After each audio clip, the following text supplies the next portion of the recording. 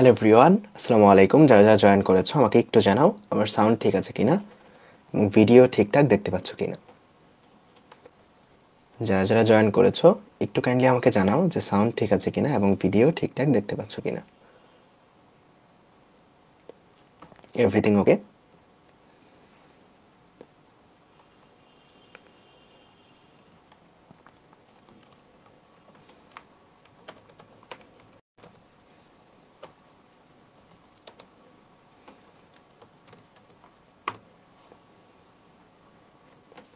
ঠিক আছে। Hello everyone, আসসালামু আলাইকুম। তোমাদের সবাইকে স্বাগত জানাচ্ছি আমাদের নতুন আরেকটা ক্লাসে। সো আজকে হচ্ছে আমাদের অধ্যায় 2 এর একদম শেষ ক্লাস। সো আশা করি এর আগের যে 4টা ক্লাস, এই 4টা ক্লাস আমরা যা যা পড়েছি তোমাদের ওই প্রত্যেকটা টপিক একদম ক্লিয়ার। আজকের ক্লাসের যে গুরুত্বপূর্ণ একটা টপিক আমরা পড়বো, এটা থেকে আসলে তোমাদের সৃজনশীল অনেক বেশি আসে। সো আজকের ক্লাসটা আসলে তোমাদের সৃজনশীলের জন্য অনেক বেশি ইম্পর্টেন্ট। সো আজকের ক্লাসের মধ্যে আমি চেষ্টা করব যে ক্লাসের মধ্যে যেন তোমাদের প্রত্যেকটা টপিক একদম তোমাদের মনের মধ্যে গেঁথে যায়, অ্যান্ড প্রত্যেকটা টপিক যেন তোমাদের কানের মধ্যে বাজে যে আসলে এই টপিকটা এইভাবে লিখতে হবে, এই টপিকটা এইভাবে লিখতে হবে। সো আমাকে একটু অ্যানশিওর করো যে সব কিছু ঠিক আছে কিনা, আমার ক্লাসের সব কিছু শুনতে পাচ্ছ কিনা, আমার কথা শুনতে পাচ্ছ কিনা এবং ভিডিও ঠিকঠাক দেখতে পাচ্ছ কিনা। এই জিনিসটা আমাকে জানাও। যারা যারা জয়েন করেছো চ্যাট বক্সে এই জিনিসটা আমাকে জানাও যে ক্লাসের সব কিছু ঠিক আছে কিনা। অ্যান্ড আজকে এই মাধ্যমে মানে এই ক্লাসের মাধ্যমে আমাদের অধ্যায় 2 এর যত কনসেপ্ট আছে সবগুলা কনসেপ্ট শেষ হবে, অ্যান্ড অধ্যায় 2 এর মেগা এক্সামটার ডেট আমরা অ্যানাউন্স করবো আজকের ক্লাসে। অ্যান্ড এই অধ্যায় 2 এর আরেকটা ক্লাস হবে যেখানে আমরা এই অধ্যায় 2 এর যতগুলো সৃজনশীল আর এমসিকিউ আছে ওই সৃজনশীল আর এমসিকিউগুলো আমরা সলভ করব। ঠিক আছে?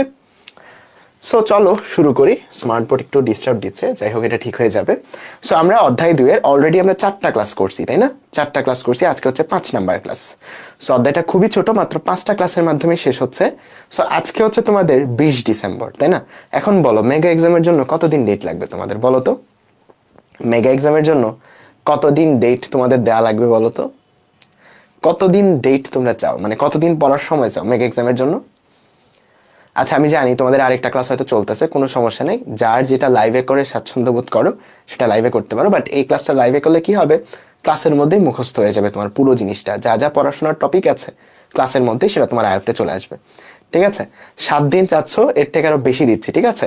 সো আজকে হচ্ছে একটা শুক্রবার, পরের শুক্রবারের পরের শুক্রবার অর্থাৎ 3 জানুয়ারি হচ্ছে তোমাদের এই অধ্যায়ের মেগা এক্সামটা হবে। নতুন বছরের একদম প্রথম মেগা এক্সাম দিবে আইসিটি। ঠিক আছে? সো এই অধ্যায়ের যে মেগা এক্সামটা হবে সেটা হবে হচ্ছে 3 জানুয়ারি। ওকে? 3 জানুয়ারি রাত 8টা থেকে 10টার মধ্যে হচ্ছে মেগা এক্সামটা হবে, বা ডেট পরেও জানিয়ে দিব সময়টা, নো প্রবলেম। সো 3 জানুয়ারি হচ্ছে তোমাদের মেগা এক্সামটা হবে। ওকে? সো অ্যাজ ইউজুয়াল আমাদের বাকি মেগা এক্সামগুলোর মতো প্রথমে হবে তোমাদের একটা এমসিকিউ পরীক্ষা। ওই এমসিকিউ পরীক্ষাতে যারা টপ 50 বা 60-র মধ্যে থাকবা তোমাদেরকে নিয়ে হবে রিটেন পরীক্ষা। সেই রিটার্ন পরীক্ষা থেকে টপ 20 জনকে বিজয়ী হিসেবে আমরা পুরস্কৃত করব। সো পুরস্কারগুলা কি কি থাকবে এটাও একটু বলে দেই। সো পুরস্কার হিসেবে থাকবে টপ 1 থেকে 10 পর্যন্ত তোমরা আগে প্রাইজ মানি পেতা, বাট ওই প্রাইজ মানিটাই 1 থেকে 20 পর্যন্ত সবাইকে দেওয়া হবে। সো 1 থেকে 20 পর্যন্ত যারা টপ করবা তোমাদের সবার মধ্যে 20,000 টাকা প্রাইজ মানি থাকবে। ওকে? 20,000 টাকা প্রাইজ মানি থাকবে যারা 1 থেকে 20-এর মধ্যে থাকবা। ওকে? এরপর যারা 1 থেকে 20-এর মধ্যে থাকবা প্রত্যেকেই আমাদের যে ডিকোডারের যে স্পেশাল টি শার্টটা আছে একটা করে টি শার্ট পাবা। ঠিক আছে? এই হচ্ছে তোমাদের পুরস্কার এন্ড মেগা এক্সাম। সো খুব ভালো করে পড়ে পুরস্কারটা নেওয়ার চেষ্টা করো। সো আশা করি সবাই খুব সুন্দর করে পড়ে মেগা এক্সামটা দিতে পারবা। ঠিক আছে? বুঝতে পারছো সবকিছু? ওকে? সো তোমাদের অনেক দিন সময় দিয়েছি কিন্তু পড়ার জন্য, প্রায় 14 দিন সময় পাচ্ছ। সো 5টা ক্লাসের জন্য 14 দিন সময় হিউজ। সো যদি একটু চেষ্টা করো ভালো করে অধ্যায়টা শেষ করতে পারবা। ঠিক আছে? সো তোমরা ফেসবুকে অনেকজন আছো, বাট ওয়েব অ্যাপে তোমাদের মানুষজন কম। তোমরা কয়েকজন ওয়েব অ্যাপে চলে আসতে পারো, কারণ ওয়েব অ্যাপে তোমাদের কমেন্টগুলো তাড়াতাড়ি আসে আমার কাছে। ঠিক আছে? সো কয়েকজন ওয়েব অ্যাপে চলে আসো। ঠিক আছে? আচ্ছা, সো মেগা এক্সাম কিভাবে দিবা, কখন হবে, এই সম্পর্কে তো যত ডিটেলস আছে সবকিছু আমরা আমাদের ফেসবুক গ্রুপে জানিয়ে দিব। সো এখন এটা নিয়ে প্যারা খাওয়ার কোনো দরকার নেই, আজকের ক্লাসটা আমরা পড়ি। ওকে?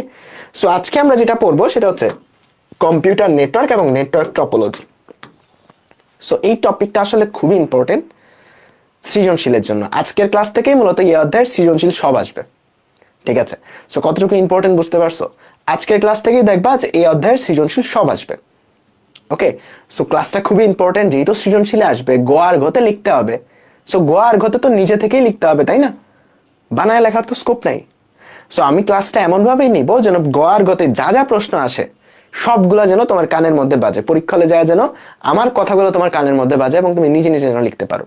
ঠিক ঠিক আছে, সেই জন্য তো তোমাদের জিনিসটা দরকার, ক্লাসের মধ্যে মনোযোগী থাকবা এন্ড আমার সাথে কমিউনিকেট করবা। আমি যা যা জিজ্ঞেস করবো সেগুলোর উত্তর করবা, ঠিক আছে? বলো সবাই রেডি? বলো সবাই রেডি শুরু করার জন্য? জাস্ট আমার সাথে কমিউনিকেট করবা, আমি যা যা জিজ্ঞেস করবো আমার সাথে বলবা, তাইলে দেখবা যে সবকিছু মুখস্থ হয়ে যাচ্ছে, প্রত্যেকটা জিনিস কানের মধ্যে বাজতেছে। আজকের ক্লাসটা অনেক ইম্পর্টেন্ট তোমাদের সৃজনশীল গুলার জন্য, সো খুবই মনোযোগ দিয়ে দেখবা। রেডি সবাই? ঠিক আছে, আমি দেখতে পাচ্ছি সবাই রেডি। রেডি হলে একটু কমেন্ট বক্সে জানায় দাও সবাই রেডি শুরু করার জন্য। ঠিক আছে, সো আজকে আমরা যেটা পড়বো সেটা মূলত কম্পিউটার নেটওয়ার্ক এবং নেটওয়ার্ক টপোলজি পড়বো। সো জিনিসটা খুবই মজার, জাস্ট বুঝলেই একবার খুবই মজার হয়ে যায় জিনিসটা। সো প্রথমে আমরা যেটা পড়বো সেটা হচ্ছে কম্পিউটার নেটওয়ার্ক। ওকে, এখন নেটওয়ার্ক আমরা কখন বলি বা কখন নেটওয়ার্ক গঠিত হয় এই জিনিসটা আগে আমাদের বুঝতে হবে। সো এতদিন আমরা কি কি করছি বলতো? এতদিন আমরা একটা ডিভাইস থেকে অন্য একটা ডিভাইসে কি করছি? ডেটা আদান প্রদান করছি, তাই না? এটার মাধ্যম সম্পর্কে পড়ছি, কিভাবে ডেটা আদান প্রদান করা যায় এটা দেখছি, তাই না? এখন আমরা এই সবগুলা কনসেপ্ট মিলিয়ে নতুন একটা জিনিস শিখবো, সেটা হচ্ছে কম্পিউটার নেটওয়ার্ক।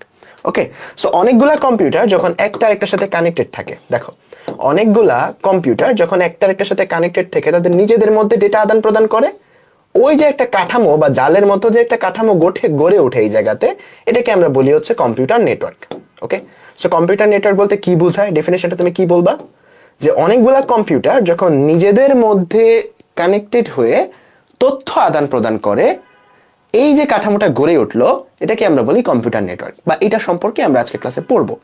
ঠিক আছে, তার মানে অনেকগুলা কম্পিউটার যখন একটা একটার সাথে কানেক্টেড হয়ে নিজেদের মধ্যে তথ্য আদান প্রদান করে, তখন ওই জায়গাতে যে কাঠামোটা গড়ে ওঠে সেটাকে বলি আমরা কম্পিউটার নেটওয়ার্ক। ঠিক আছে, ডেফিনেশনটা মনের মধ্যে ক্লিয়ার? বলো তো, অনেকগুলা কম্পিউটার যখন একটার সাথে আরেকটা কানেক্টেড হয়ে নিজেদের মধ্যে তথ্য আদান প্রদান করে, ওই যে মাধ্যমটা গড়ে উঠলো বা ওই যে কাঠামোটা গড়ে উঠলো এটাকেই বলি আমরা কম্পিউটার নেটওয়ার্ক। বলো ডেফিনেশনটা ক্লিয়ার? এখন এটার কিছু প্রকারভেদ পড়বো। এই যে কম্পিউটার নেটওয়ার্কটা আমরা বললাম, এই নেটওয়ার্কটার কিছু প্রকারভেদ পড়বো আমরা। এই যে কম্পিউটার নেটওয়ার্কটা গড়ে উঠলো এটার কিছু প্রকারভেদ পড়বো। এখন এই প্রকারভেদটা কয়েকটা সেক্টরে আমরা ভাগ করতে পারি। প্রথমত মালিকানার ভিত্তিতে, মানে আমরা যে নেটওয়ার্কটা গঠিত করলাম, যে কয়েকটা কম্পিউটার কানেক্টেড হয়ে যে নেটওয়ার্কটা গঠিত করলো, এটা মালিকানার ভিত্তিতে আমরা দুইটা ভাগে ভাগ করতে পারি। একটা হচ্ছে প্রাইভেট আর একটা হচ্ছে পাবলিক। যেমনটা বিশ্ববিদ্যালয়কে আমরা মালিকানার ভিত্তিতে দুই ভাগে ভাগ করতে পারি, একটা হচ্ছে প্রাইভেট বিশ্ববিদ্যালয়, একটা হচ্ছে পাবলিক বিশ্ববিদ্যালয়। ঠিক একই রকম তোমাদের যে এখানে নেটওয়ার্কটা গড়ে উঠলো, এখানে যে নেটওয়ার্কটা গড়ে উঠলো, ঠিক আছে, এটাকে আমরা মালিকানার ভিত্তিতে দুইটা ভাগে ভাগ করতে পারি। মালিকানার ভিত্তিতে, ঠিক আছে, মালিকানার ভিত্তিতে কি কি? একটা হচ্ছে পাবলিক আর একটা হচ্ছে প্রাইভেট। সো জিনিসটা তোমরা এমনিই বুঝে গেছো যে আসলে পাবলিক কি জিনিস আর প্রাইভেট কি জিনিস, তাই না? এমনিই বুঝে গেছো না পাবলিক নেটওয়ার্ক কোনটা আর প্রাইভেট নেটওয়ার্ক কোনটা। যেই নেটওয়ার্কটা সুরক্ষিত মাত্র কয়েকজন ইউজ করতে পারে সেটা হচ্ছে একটা প্রাইভেট নেটওয়ার্ক, আর যেই নেটওয়ার্কটা যে কেউ ইউজ করতে পারে সেটাকে বলি আমরা পাবলিক নেটওয়ার্ক, রাইট? সেই জিনিসটাকে বলি আমরা পাবলিক নেটওয়ার্ক, তাই না? এখন বলো তো, এই যে আমাদের ক্লাসে তোমাদের প্রত্যেকটা ডিভাইসের সাথে আমার যে একটা নেটওয়ার্ক গড়ে উঠছে, এটা কি পাবলিক নাকি প্রাইভেট বলো তো? তোমাদের সবার সাথে আমার যে নেটওয়ার্কটা গড়ে উঠছে, আমার যে ক্লাসের নেটওয়ার্কটা গড়ে উঠছে, এটা কি পাবলিক নাকি প্রাইভেট? একটু কুইকলি বলো তো। মালিকানার ভিত্তিতে আমরা দুই ভাগে ভাগ করতে পারি, একটা হচ্ছে পাবলিক আর একটা প্রাইভেট। পাবলিকটা কি? যে কেউ সেখানে জয়েন করতে পারে, যে কেউ সেটা ইউজ করতে পারে, সেটা পাবলিক। আর যদি কিছু নির্দিষ্ট মানুষ সেটা ব্যবহার করতে পারে তখন সেটাকে বলি প্রাইভেট। যেমন আমাদের ক্লাসটা একটা প্রাইভেট নেটওয়ার্কের উদাহরণ। তার মানে মালিকানার ভিত্তিতে আমরা দুইটা ভাগে ভাগ করতে পারতেছি, একটা হচ্ছে পাবলিক আর একটা হচ্ছে প্রাইভেট। পাবলিক কি আর প্রাইভেট কি আমরা অলরেডি এই জিনিসটা বুঝে গেছি, এটা নিয়ে আসলে বেশি কথাবার্তা বলার দরকার নাই। তার মানে যেই নেটওয়ার্কটা কোনো সংস্থা দ্বারা পরিচালিত এবং যে কেউ এই জিনিসটা ইউজ করতে পারে, সেই জিনিসটা হচ্ছে আমাদের পাবলিক নেটওয়ার্ক। আর যেটা সুনির্দিষ্ট কিছু মানুষ বা নিয়ন্ত্রিত আকারে কিছু মানুষ মাত্র ইউজ করতে পারে, সেটাকে বলি আমরা কি? Private network. ওকে, এরপর যে টাইপটা আমরা বলবো সেটা হচ্ছে সার্ভিস প্রদান এবং নিয়ন্ত্রণের ভিত্তিতে কিছু ভাগে ভাগ করা যায়। ওকে, একটা হচ্ছে peer to peer network, client server network, আর একটা হচ্ছে হাইব্রিড। এখন এই তিনটা সম্পর্কে একটু ডিটেলসে পড়বো, ঠিক আছে? পিয়ার টু পিয়ার নেটওয়ার্ক কি, ক্লায়েন্ট সার্ভার নেটওয়ার্ক কি, এবং হাইব্রিড নেটওয়ার্কটা আসলে কি। দেখো খুবই মনোযোগ দিয়ে দেখবা। প্রথমে দেখবো পিয়ার টু পিয়ার নেটওয়ার্ক। যেই নেটওয়ার্কে তোমার যে প্রত্যেকটা কম্পিউটার নিজেদের মধ্যে যদি কানেক্টেড থাকে, মনে করো এখানে একটা কম্পিউটার আছে, এখানে একটা আছে, এখানে একটা আছে, এখানে একটা আছে, এরা নিজেদের মধ্যে যদি সবাই কানেক্টেড থাকে, নিজেদের মধ্যে যদি সবাই কানেক্টেড থাকে, তখন আমরা এই জিনিসটাকে বলবো পিয়ার টু পিয়ার নেটওয়ার্ক। দাঁড়াও, দেখো যখন এই কম্পিউটারগুলা নিজেদের মধ্যে সবাই একটা একটার সাথে কানেক্টেড যখন থাকবে, তখন আমরা এই জিনিসটাকে বলবো পিয়ার টু পিয়ার নেটওয়ার্ক। দেখো সবগুলা কিন্তু একটা একটার সাথে কানেক্টেড, সবগুলা কিন্তু একটা একটার সাথে কানেক্টেড, তাই না? সবগুলা একটা একটার সাথে ডাটা দিচ্ছে এবং ডেটা নিচ্ছে, তখন আমরা এই জিনিসটাকে বলবো peer to peer network. Peer to peer নেটওয়ার্কে যে পেয়ার টু পেয়ার, এটা এইভাবে বলতে পারো যে প্রত্যেকটা জোড়ায় জোড়ায় কাজ করবে, বা প্রত্যেকটা জোড়া একটা একটার সাথে কানেক্টেড, প্রত্যেকটা ডিভাইস একটা একটার সাথে যখন কানেক্টেড থাকে, তখন যে নেটওয়ার্কটা গড়ে তোলে এটাকে বলা হয় পেয়ার টু পেয়ার নেটওয়ার্ক। এটা হচ্ছে একটা নেটওয়ার্কের একটা টাইপ। আরেকটা টাইপ হচ্ছে ক্লায়েন্ট সার্ভার নেটওয়ার্ক। সেটা কেমন হয়? তোমার একটা কেন্দ্রীয় একটা সার্ভার থাকে, বা কেন্দ্রীয় একটা কম্পিউটার থাকে, যেটাকে বলি আমরা সার্ভার। তোমার একটা কেন্দ্রীয় কম্পিউটার থাকে, যেটাকে বলি আমরা সার্ভার। ওকে, এই সার্ভারের সাথে পরবর্তীতে প্রত্যেকটা ডিভাইস কানেক্টেড থাকে। বুঝতে পারছো? তার মানে তোমার যদি এখন অনেকগুলো কম্পিউটার থাকে, সবাই কার সাথে কানেক্টেড থাকবে বলো তো? সবাই কানেক্টেড থাকবে হচ্ছে এই সার্ভারটার সাথে। সবাই এই সার্ভারটার সাথে কানেক্টেড থাকবে, সবাই এই সার্ভারটার সাথে সবাই এখন কানেক্টেড থাকবে, এই সার্ভারটার সাথে সবাই এখন কানেক্টেড থাকবে। এখন পার্থক্য আমাদের শিখতে হবে যে পেয়ার টু পেয়ার নেটওয়ার্ক এবং ক্লায়েন্ট সার্ভার নেটওয়ার্কের মধ্যে পার্থক্য।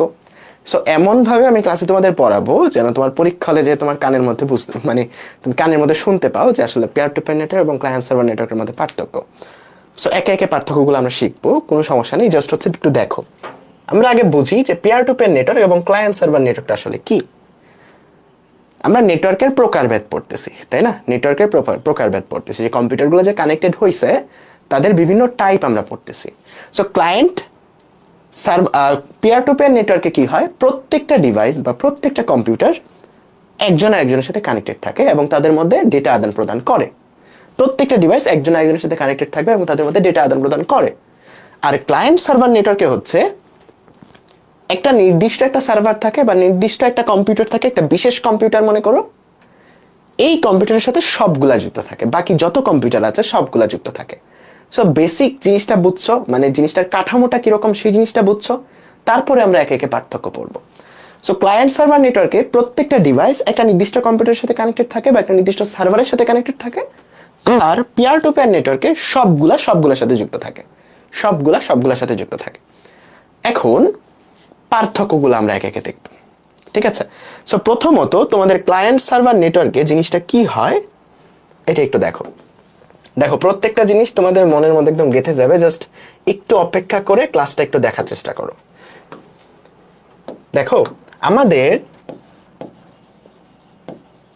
ক্লায়েন্ট সার্ভার নেটওয়ার্কে আমাদের একটা কেন্দ্রীয় সার্ভার থাকে, যেখানে প্রত্যেকটা ডেটা মনে করো স্টোর থাকে। যেমন তুমি মনে করো যখন ইউটিউব থেকে ভিডিও দেখতেছো, তখন কি হয়? ইউটিউবের সার্ভার থেকে তোমার কাছে একটা ভিডিও আসে, তুমি সেটা দেখো। তুমি ফেসবুকে মনে করো একটা রিলস দেখতেছো, তখন ফেসবুকের সার্ভার থেকে তোমার কাছে ভিডিওটা আসে এবং তুমি সেটা দেখো। তার মানে ফেসবুক বা ইউটিউবের তাদের কেন্দ্রীয় একটা সার্ভার আছে, যেই সার্ভারের সাথে তুমি কানেক্ট হচ্ছ এবং তুমি তাদের ডেটাটা দেখতেছো। সো এই জায়গাতে যেই জিনিসটা হয়, তোমার যে ক্লায়েন্ট আছে এটাকে বলা হয় ক্লায়েন্ট, ঠিক আছে? যে ইউজ করে তাকে বলা হয় ক্লায়েন্ট। কম্পিউটার নেটওয়ার্কে যে হচ্ছে ইউজ করে তাকে বলা হয় ক্লায়েন্ট। এখন ক্লায়েন্ট কি করে? সে হচ্ছে রিকোয়েস্ট দেয়। এই জিনিসটা তোমাদের চ্যাপ্টার 4-এও হয়তো পড়াইছি, তাই না? মনে আছে? ক্লায়েন্ট হচ্ছে রিকোয়েস্ট দেয় সার্ভারকে, যে ভাই আমি আপনাকে রিকোয়েস্ট করতেছি আপনার অমুক ভিডিওটা আমি দেখবো। ওকে, সো ক্লায়েন্ট কি পাঠায় বলতো? ক্লায়েন্ট কি পাঠায় বলতো? ক্লায়েন্ট পাঠায় হচ্ছে রিকোয়েস্ট। ক্লায়েন্ট কি পাঠায় বলতো? ক্লায়েন্ট পাঠায় হচ্ছে রিকোয়েস্ট, যে ভাই আপনার অমুক ভিডিওটা আছে, এটা আমি দেখতে চাই। ক্লায়েন্ট কি পাঠায়? রিকোয়েস্ট। তারপর সার্ভার কি করে? সার্ভার পাঠায় হচ্ছে রেসপন্স, যে আচ্ছা তুমি দেখতে চাইছো, নাও দেখো। সে কি পাঠায়? সে পাঠায় রেসপন্স, ঠিক আছে? সে পাঠায় রেসপন্স। তার মানে ক্লায়েন্ট সার্ভার যে সম্পর্কটা গড়ে ওঠে সেখানে কেমন হয়? তুমি একটা ইউজার বা একটা ক্লায়েন্ট, সে হচ্ছে একটা জিনিস দেখতে চায়, যে ভাই আমি দেখতে চাচ্ছি, আমাকে একটু দেখান। সে রিকোয়েস্ট পাঠায়, সার্ভার হচ্ছে রেসপন্স করে যে আচ্ছা ঠিক আছে নাও দেখো এই জিনিসটা। আর সার্ভার বলতে কি বোঝায়, মনে করতে পারো একটা বিশেষ একটা কম্পিউটার যেটা অনেকগুলা তথ্য স্টোর করে রাখে বা অনেক বড় একটা স্টোরেজ আছে তার মধ্যে, এইরকম একটা জিনিস মনে রাখতে পারো। ঠিক আছে, ওকে। সো এখন একে একে পার্থক্যগুলো দেখবো। তোমাদের এতদিন পড়ানোর খাতিরে তোমরা এই জিনিসটা বুঝে গেছো, যেই জায়গাতে স্টোরেজ লাগবে ওই জায়গার খরচটা বেশি নাকি কম, বলো। যেই জায়গাতে স্টোরেজ লাগবে ওই জায়গাতে খরচটা বেশি নাকি কম, বলো তো। একটু চ্যাট বক্সে জানাও, যেই জায়গাতে স্টোরেজ লাগবে ওই জায়গাতে খরচটা বেশি নাকি কম। অবশ্যই বেশি, অবশ্যই বেশি, অবশ্যই বেশি। তার মানে যেই জায়গাতে সার্ভার লাগতেছে, যেই জায়গাতে সার্ভার লাগতেছে তার খরচটা অবশ্যই বেশি হবে। আর যেই জায়গাতে সার্ভার লাগতেছে না, যেমন এই যে পেয়ার টু পেয়ার নেটওয়ার্ক, এখানে খরচটা তুলনামূলক কম, তাই না? তার মানে আমি কি এটা বলতে পারবো যে আমার যে পেয়ার টু পেয়ার নেটওয়ার্ক এটার খরচ তুলনামূলক কম? বলতে পারবো না এটা? অবশ্যই বলতে পারবো। আমার ক্লায়েন্ট সার্ভার নেটওয়ার্ক, এখানে যেহেতু স্টোরেজ আছে, খরচ তুলনামূলক বেশি। এই জিনিসটা লিখতে পারলাম যে আমার পেয়ার টু পেয়ার নেটওয়ার্কে আমার হচ্ছে খরচটা তুলনামূলক কম, আর যেখানে সার্ভারটা লাগতেছে ক্লায়েন্ট সার্ভার নেটওয়ার্কে আমার খরচটা তুলনামূলক বেশি। সো একটা পার্থক্য আমরা লিখতে পারলাম, রাইট? একটা পার্থক্য লিখতে পারলাম, ওকে। তারপর আমাকে দেখো, এই যে ক্লায়েন্ট সার্ভার নেটওয়ার্কে কি হয় বলতো? ক্লায়েন্ট হচ্ছে শুধু রিকোয়েস্ট দেয়, সার্ভার হচ্ছে সেটা রেসপন্স পাঠায়, বা সার্ভার হচ্ছে সেই ভিডিওটা তোমার কাছে পাঠায়, তাই না? ক্লায়েন্ট হচ্ছে একটা রিকোয়েস্ট দেয়, ভাই আমি দেখতে চাই, তারপর সার্ভার হচ্ছে বলে যে নে ভাই দেখ, এরকম একটা ব্যাপার, রাইট? ক্লায়েন্ট হচ্ছে রিকোয়েস্ট দেয়, সার্ভার হচ্ছে তোমাকে রেসপন্স দেয়। কিন্তু পিয়ার টু পিয়ার নেটওয়ার্কে যে জিনিসটা হয়, তুমি কিন্তু এখন আর কোনো কেন্দ্রীয় সার্ভার নাই। তুমি মনে করো এই কম্পিউটার থেকে এই কম্পিউটারের কিছু একটা দেখতে চাচ্ছ, তখন তুমি এই কম্পিউটারকে রিকোয়েস্ট দাও, এই কম্পিউটার তোমাকে রেসপন্স দেয়। মনে করো এই নেটওয়ার্কের কাঠামোতে তোমার কাছে তো কোনো সার্ভার নাই যেখান থেকে তুমি ডেটা দেখবা। সো তুমি কি করো, অন্য একটা কম্পিউটার থেকে কিছু একটা ডেটা আদান প্রদান করো, তখন তুমি যে এই ডেটাটা দেখতে চাচ্ছ এই কম্পিউটারটাই রিকোয়েস্ট দেয় এবং এই কম্পিউটারটা রেসপন্স করে। তার মানে ক্লায়েন্ট সার্ভার নেটওয়ার্কে প্রতিটা কম্পিউটার একই সাথে রিকোয়েস্টও দিতে পারে, রেসপন্সও দিতে পারে। পেয়ার টু পেয়ার নেটওয়ার্কে প্রতিটা কম্পিউটার একই সাথে রিকোয়েস্টও দিতে পারে, রেসপন্সও দিতে পারে। বুঝতে পারছো? তার মানে এরা যে ডেটাটা দিচ্ছে বা নিতে চাচ্ছে সবাই তো নিজেরাই করতেছে। তার মানে সে নিজে রিকোয়েস্টও দিতে পারবে অথবা আরেকজনের সে ডেটা দিতেও পারবে। তার মানে সে একই সাথে তোমার রিকোয়েস্ট প্লাস রেসপন্স দুইটাই দিতে পারে, তাই না? কিন্তু ক্লায়েন্ট সার্ভার নেটওয়ার্কে ক্লায়েন্ট শুধুমাত্র রিকোয়েস্ট দিতে পারে, সার্ভার শুধুমাত্র রেসপন্স দিতে পারে। তার মানে এখানে ক্লায়েন্টের কাজটা কি? ক্লায়েন্টের কাজটা হচ্ছে রিকোয়েস্ট দেয়া, আর সার্ভারের কাজটা কি? সার্ভারের কাজটা হচ্ছে রেসপন্স করা। বুঝছো? রেসপন্স করা, ওকে। দুইটা পার্থক্য বুঝলাম। তৃতীয় পার্থক্য, এই জায়গাতে কোনো ডেডিকেটেড স্টোরেজ আছে যেখানে সবকিছু স্টোর আছে, বলতো? এই জায়গাতে কোনো ডেডিকেটেড স্টোর আছে যেখানে সবকিছু স্টোর আছে, এরকম কিছু আছে? এরকম কোনো কাঠামো আছে বা এরকম কোনো কম্পিউটার আছে, বলতো? Yes or no? এস নোতে উত্তর করো খুব তাড়াতাড়ি। এই জায়গাতে এমন কোনো কিছু কি আছে যেখানে সবগুলা ডেটা স্টোর আছে, যেখান থেকে সবাই দেখতে পারবে, এরকম কিছু কি আছে? আছে না, এরকম কিছু নাই। তার মানে এই জায়গাতে তোমার যে তথ্যগুলা, এই তথ্যগুলা কোনো সুনির্দিষ্ট জায়গায় থাকে না। এই জায়গাতে যে তথ্যগুলা, সেই তথ্যগুলো কোনো সুনির্দিষ্ট জায়গায় থাকে না। তার মানে তথ্যগুলা সুনির্দিষ্ট জায়গায় থাকে না। তার মানে তথ্যগুলো সুনির্দিষ্ট জায়গায় থাকে না, সুনির্দিষ্ট জায়গায় থাকে না। কিন্তু এই জায়গাতে দেখো, আমাদের ক্লায়েন্ট সার্ভার নেটওয়ার্কে কিন্তু আমাদের প্রত্যেকটা তথ্য সার্ভারের কাছে জমা আছে এবং সার্ভারের সাথে আমরা আদান প্রদান করতেছি। তার মানে এই জায়গাতে কি সুনির্দিষ্ট জায়গায় থাকে না? অবশ্যই থাকবে, যেহেতু সার্ভার আছে। তার মানে এই জায়গাতে আমাদের তথ্যগুলা সার্ভারে থাকে, তাই না? তথ্যগুলা সার্ভারে থাকে। দেখো তিনটা পার্থক্য পেয়ে গেছি। এখন আসি কোন নেটওয়ার্কটা কখন আমরা ব্যবহার করি। এইরকম নেটওয়ার্ক আমরা ব্যবহার করি যখন আমরা তথ্য আদান প্রদান করতে চাই। মনে করো ইউটিউব থেকে ভিডিও দেখতে চাই, ফেসবুক থেকে ভিডিও দেখতে চাই বা পোস্ট দেখতে চাই। এইরকম প্ল্যাটফর্ম যখন আমরা বানাতে চাই তখন আমরা এইরকম কাঠামো ইউজ করি যে একটা জায়গাতে তথ্য থাকবে, ভিডিও থাকবে, যেখান থেকে সবাই দেখবে, তাই না? এরকম নেটওয়ার্ক যখন গঠন করতে চাই তখন আমরা এই ক্লায়েন্ট সার্ভার নেটওয়ার্কটা তৈরি করি। আর যখন আমরা কানেক্টিভিটি তৈরি করতে চাই, মনে করো যে তুমি চিন্তা করো এমন একটা নেটওয়ার্ক তৈরি করতে যেটা চ্যাট সিস্টেমে তোমার ফ্রেন্ডদের সাথে কথাবার্তা বলতে পারবা। যখন কানেক্টিভিটিতে আমরা ফোকাস করি তখন আমরা এই টাইপের নেটওয়ার্ক তৈরি করি বা পেয়ার টু পেয়ার নেটওয়ার্ক তৈরি করি। ওকে, সো পার্থক্যগুলা জাস্ট একবার যদি তুমি দেখো তাহলে কিন্তু হয়ে গেছে। দেখো প্রত্যেকটা পার্থক্য তুমি জানো যে যখন তুমি কানেক্টিভিটির কথা চিন্তা করো তখন তুমি পেয়ার টু পেয়ার নেটওয়ার্ক বানাও, যখন তুমি তথ্য শেয়ার করা বা রিসোর্স শেয়ার করার কথা চিন্তা করো তখন তুমি ক্লায়েন্ট সার্ভার নেটওয়ার্ক বানাও। পেয়ার টু পেয়ার নেটওয়ার্কে প্রতিটা পেয়ারে বা প্রতিটা নোডে বা প্রতিটা কম্পিউটারে নিজস্ব ডেটা থাকে, কিন্তু ক্লায়েন্ট সার্ভার নেটওয়ার্কে ডেটাটা থাকে কোথায়? সার্ভারে, একটা নির্দিষ্ট জায়গাতে সার্ভারে স্টোর থাকে, তাই না? সার্ভারে সেটা স্টোর থাকে। ক্লায়েন্ট সার্ভার নেটওয়ার্কে ক্লায়েন্ট শুধু রিকোয়েস্ট দেয় আর সার্ভার রেসপন্স করে, কিন্তু পেয়ার টু পেয়ার নেটওয়ার্কে প্রতিটা নোড বা প্রতিটা কম্পিউটার রিকোয়েস্টও দিতে পারে আবার রেসপন্সও করতে পারে, ডাটা চাইতেও পারে বা ডাটা দেখাইতেও পারে। ঠিক আছে, প্রত্যেকটা এই কাজটা করতে পারে। যেহেতু এখানে কোনো স্টোরেজ নাই এটা কম ব্যয়বহুল, যেহেতু এখানে স্টোরেজ আছে এটা বেশি ব্যয়বহুল। ঠিক আছে, তারপর এই জায়গাতে তোমার প্রতিটা পেয়ারের ক্লায়েন্ট এবং সার্ভারের মধ্যে কোনো পার্থক্য নাই, কারণ প্রত্যেকটাই সেম ডিভাইস, প্রত্যেকেই রিকোয়েস্ট দিচ্ছে, প্রত্যেকেই রেসপন্স করতে, প্রত্যেকটা সেম টাইপের ডিভাইস। বাট এখানে কিন্তু প্রত্যেকটা সেম ডিভাইস না, এখানে একটা সার্ভার আছে যেটা একটু অন্যরকম। তার মানে পার্থক্যগুলোকে একদম মনের মধ্যে গেঁথে গেছে না বলো তো? তুমি জাস্ট চোখ অফ করে লিখতে পারবা না যে পেয়ার টু পেয়ার নেটওয়ার্কের প্রতিটা কম্পিউটার একটার সাথে একটা কানেক্টেড থাকে, আর ক্লায়েন্ট সার্ভার নেটওয়ার্কের প্রতিটা কম্পিউটার একটা নির্দিষ্ট সার্ভারের সাথে যুক্ত থাকে। ডেফিনেশনটা একটা পার্থক্য।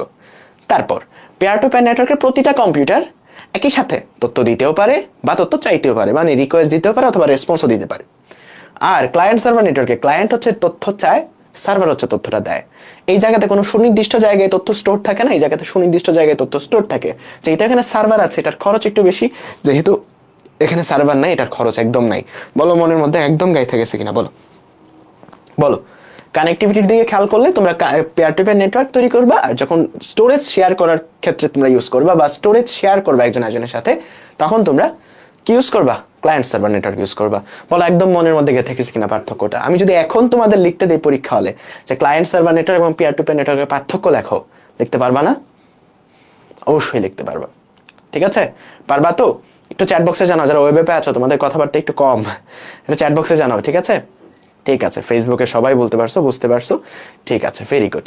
তার মানে আমরা নেটওয়ার্ককে কিছু ভাগে ভাগ করতেছিলাম। একটা ছিল হচ্ছে মালিকানার ভিত্তিতে আমরা ভাগ করতেছিলাম, যেটা হচ্ছে প্রাইভেট এবং পাবলিক দুই রকমের হইতে পারে। আরেকটা হচ্ছে গঠন বা তোমার সার্ভিস প্রদানের উপর ভিত্তি করে আমরা দুই ভাগে ভাগ করতেছি। একটা হচ্ছে peer to peer client server, একটা হচ্ছে হাইব্রিড। হাইব্রিড মানে দুইটার সম্মিলন। ঠিক আছে, এখানে তোমার ক্লায়েন্ট সার্ভার নেটওয়ার্কও আছে, আবার পেয়ার টু পেয়ার নেটওয়ার্কও আছে। সো আসলে হাইব্রিডটা আমাদের এত বেশি দরকার নেই, মূলত পার্থক্য এই দুইটার মধ্যেই আসে, হাইব্রিডটা আমাদের লাগবে না। সো সার্ভিস প্রদান এবং নিয়ন্ত্রণের ভিত্তিতে আমরা তিনটা ভাগে ভাগ করতে পারতেছিলাম। একটা হচ্ছে peer to peer, client server আর হাইব্রিড। মানে হাইব্রিড হচ্ছে এই দুইটা সম্মিলিত। ঠিক আছে, তার মানে সার্ভিস প্রদান, আমি কি সার্ভিসটা প্রদান করতেছি, এবং নিয়ন্ত্রণের ভিত্তিতে আমরা এই তিনটা ভাগে ভাগ করতে পারতেছিলাম। সো এতটুকু সবার ক্লিয়ার, রাইট? মনের গভীরে গেঁথে গেছে ভাই, এই তো ভেরি গুড। এন্ড মনের গভীরে গাথা লাগবে, কারণ এটা পরীক্ষায় আসবে। আজকের ক্লাসটা পরীক্ষা সৃজনশীল লেখার জন্য খুবই ইম্পর্টেন্ট। সো যত বেশি পারো একদম মনের মধ্যে আত্মস্থ করে নাও, যেন তোমার পরীক্ষা হলে তুমি চোখ অফ করে লিখতে পারো। ঠিক আছে, সো আমরা সার্ভিস প্রদান এবং নিয়ন্ত্রণের ভিত্তিতে এই ভাগগুলোতে ভাগ করতে পারি, যেটা আমরা পড়লাম। এখন আমরা ক্লায়েন্ট সার্ভার যে নেটওয়ার্কটা আছে এটাকে আরো দুইটা ভাগে ভাগ করতে পারি। এটা মূলত বইয়ে নাই, তারপরও একটু জেনে রাখো। আমরা ক্লায়েন্ট সার্ভার নেটওয়ার্কে কি দেখছিলাম, যে ক্লায়েন্টগুলো একটা নির্দিষ্ট সার্ভারের সাথে যুক্ত থাকে, তাই না? মনে করো আমি আরেকজন ক্লায়েন্ট, আমিও তার সাথে যুক্ত থাকলাম। ফেসবুকের সার্ভার আমরা সবাই ইউজ করতেছি, মনে করো এটা ফেসবুকের সার্ভার, সবাই এটার সাথে যুক্ত হয়ে ইউজ করতেছি। সো এরকম ক্লায়েন্ট সার্ভার নেটওয়ার্কগুলো গঠে ওঠে। কিন্তু এটাকে আরো দুই ভাগে ভাগ করা যায়, একটা হচ্ছে সেন্ট্রালাইজড সার্ভার আর একটা হচ্ছে ডিস্ট্রিবিউটেড সার্ভার। মনে রাখবা, কেউই আসলে সেন্ট্রালাইজড সার্ভার ইউজ করে না, সবাই ডিস্ট্রিবিউটেড সার্ভার ইউজ করে। ডিস্ট্রিবিউটেড সার্ভারের কনসেপ্টটা হচ্ছে এটা, তুমি একটা সার্ভারে না রেখে অনেকগুলো জায়গাতে অনেকগুলো সার্ভার রাখবা। যেমন মনে করো যে ফেসবুকে যদি একটা সার্ভারই হইতো এবং এটা যদি আমেরিকা থাকতো, তুমি ফেসবুক দেখতে গেলে তোমার অনেক বেশি ল্যাগ করতো, ইউটিউব দেখতে গেলে অনেক বেশি ল্যাগ করতো। সো ওরা কি করে, শুধুমাত্র একটা সার্ভারে রাখে না ওদের ডেটাটা, মাল্টিপল কপি পৃথিবীর বিভিন্ন জায়গা বিভিন্ন সার্ভারে রাখে। যার ফলে তুমি যখন একটা ডেটা দেখতে চাও, এটা হয়তো আমেরিকা থেকে আসে না, পার্শ্ববর্তী কোনো সিঙ্গাপুর থেকে চলে আসে। ঠিক আছে, তার মানে ডিস্ট্রিবিউটেড নেটওয়ার্ক হচ্ছে যখন তোমার অনেকগুলো সার্ভার থাকে এবং ওই সার্ভারগুলো থেকে তুমি যখন সার্ভিস নাও, এটাকে বলা হয় ডিস্ট্রিবিউটেড নেটওয়ার্ক। আর যখন একটা মাত্র সার্ভার থাকে তখন সেটাকে বলা হয় সেন্ট্রালাইজড সার্ভার। এখন বলো তো দুইটার মধ্যে ভালো কোনটা? কমন সেন্স দিয়ে, এটা আমাদের পরীক্ষা হলে দরকার নাই, কমন সেন্স দিয়ে কোনটা ভালো বলো তো? ডিস্ট্রিবিউটেড নাকি সেন্ট্রালাইজড? এটা কিন্তু আমরা ক্লায়েন্ট সার্ভার নেটওয়ার্কের দুইটা টাইপ পড়তেছি বা ভাগ পড়তেছি, যেটা বইয়ে নাই, আমাদের দরকারও নাই। বলতো কোনটা বেশি ভালো হতে পারে বলতো? ডিস্ট্রিবিউটেড নাকি হচ্ছে সেন্ট্রালাইজড?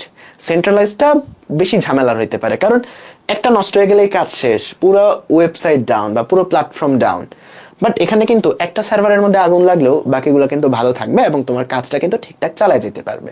সো ডিস্ট্রিবিউটেডটা মোটামুটি ভালো সেন্ট্রালাইজডের তুলনায়, ঠিক আছে? ওকে, এরপর হচ্ছে আমরা মানে নেটওয়ার্কের টাইপ পড়তেছি। আমরা কি পড়তেছি? নেটওয়ার্কের টাইপ। আমরা মালিকানার ভিত্তিতে দুই ভাগে ভাগ করতেছিলাম, ব্যবস্থাপনার ভিত্তিতে আমরা হচ্ছে তিন ভাগে ভাগ করতে পারতেছিলাম, না সার্ভিস এবং ব্যবস্থাপনার ভিত্তিতে। এখন হচ্ছে কতটুকু বিস্তৃত, কতটুকু বড় জায়গা জুড়ে বিস্তৃত, এটার উপর বেস করে আমরা এই চারটা ভাগে ভাগ করতে পারি। একটা হচ্ছে প্যান, ল্যান, ম্যান, ওয়ান, এগুলো ডিটেলস আমরা পড়বো। সো আমার নেটওয়ার্কটা, আমি যে কম্পিউটারটা কানেক্ট করছি, অনেকগুলা কম্পিউটার, এই নেটওয়ার্কটা ঠিক কতটুকু বড়, আমার জালটা ঠিক কতটুকু বড়, সেটার উপর বেস করে আমরা এই ভাগগুলোতে ভাগ করতে পারি। তার মানে এটা হচ্ছে ভৌগোলিক বিস্তৃতির ভিত্তিতে আমরা এই ভাগগুলোতে ভাগ করতে পারি। একটা হচ্ছে প্যান, ল্যান, ম্যান, ওয়ান। সো সবগুলো ডিটেলস আমরা পড়বো। সো প্যান কি? প্যান হচ্ছে পার্সোনাল এরিয়া নেটওয়ার্ক। কি? Personal area network. কি? Personal area network. Personal area network মানে একদম ব্যক্তিগত, খুবই ছোট জায়গা জুড়ে।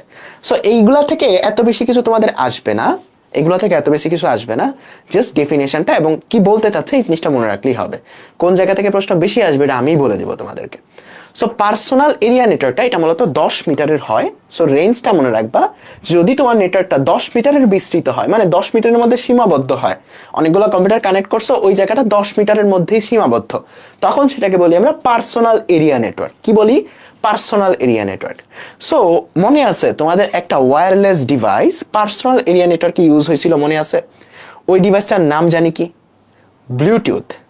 পার্সোনাল এরিয়া নেটওয়ার্কে ব্লুটুথ ইউজ হয়। এই জিনিসটা আমরা ব্লুটুথে পড়ছিলাম যে প্যানের মধ্যে, পার্সোনাল এরিয়া নেটওয়ার্কের মধ্যে তোমার হচ্ছে ব্লুটুথ ইউজ হয়। সো এখান থেকে যেটা মনে রাখতে হবে, প্যানের পূর্ণরূপ, প্যানের পূর্ণরূপ হচ্ছে পার্সোনাল এরিয়া নেটওয়ার্ক।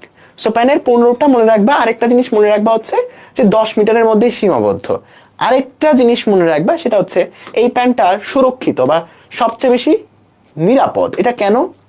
কারণ তোমার নেটওয়ার্ক যত ছোট তত হ্যাক করার ক্যাপাবিলিটি কমে যায়, নেটওয়ার্ক যত বড় হবে তত এই জিনিসটা অনিরাপদ হয়ে যায়। সো তোমার প্যানটা যেহেতু শুধু পার্সোনাল এরিয়া নেটওয়ার্ক, তোমার নিজের ডিভাইসগুলো শুধুমাত্র কানেক্টেড আছে, এটা এত সহজে এটা নিরাপত্তাটা বিঘ্নিত হয় না বা নিরাপত্তাটা বিঘ্নিত হতে পারে না, যে কারণে এটা নিরাপত্তাটা একটু বেশি। ঠিক আছে, জাস্ট এতটুকু মনে রাখলেই পেন থেকে এনাফ। এর থেকে আরেকটু বড় এরিয়া, তোমার নেটওয়ার্কটা যদি 1 কিলোমিটার জুড়ে বিস্তৃত থাকে, রেঞ্জটা মনে রাখবা, 1 কিলোমিটার ধরে যদি বিস্তৃত থাকে, তখন সেটাকে বলা হয় ল্যান বা লোকাল এরিয়া নেটওয়ার্ক। এল থেকে লোকাল, এ থেকে এরিয়া, এন থেকে নেটওয়ার্ক। তার মানে এই ল্যান, প্যান এগুলার ডেফিনেশন যদি তোমাকে লিখতে বলে, তুমি বলবা ল্যান মানে লোকাল এরিয়া নেটওয়ার্ক। সেটা হচ্ছে এমন একটা নেটওয়ার্ক যেটা সাধারণত 1 কিলোমিটার যাবৎ বিস্তৃত থাকে। That's it. সেম ডেফিনেশন তুমি লিখবা প্যানের জন্য। প্যান হচ্ছে পার্সোনাল এরিয়া নেটওয়ার্ক, সাধারণত এমন একটা নেটওয়ার্ককে বোঝায় যেটা 10 মিটারের মধ্যে সীমাবদ্ধ। That's it. সবগুলা ডেফিনেশন একদম সেম, জাস্ট রেঞ্জটা একটু ডিফারেন্ট। ওকে, সো আমরা ল্যানের পরে এটা যদি আরেকটু বড় হয়, তখন সেটাকে বলা হয় ম্যান বা মেট্রোপলিটন এরিয়া নেটওয়ার্ক। ম্যান বা মেট্রোপলিটন এরিয়া নেটওয়ার্ক, পুনরূপগুলো কিন্তু লাগবে। তার মানে নেটওয়ার্কটা যদি আমাদের আরেকটু বড় হয়, তখন সেটাকে বলি আমরা মেট্রোপলিটন এরিয়া নেটওয়ার্ক বা ম্যান। এই নেটওয়ার্কটা যদি একটা ক্যাম্পাসের মধ্যে সীমাবদ্ধ হয়, তখন সেটাকে বলি আমরা ক্যান বা ক্যাম্পাস এরিয়া নেটওয়ার্ক।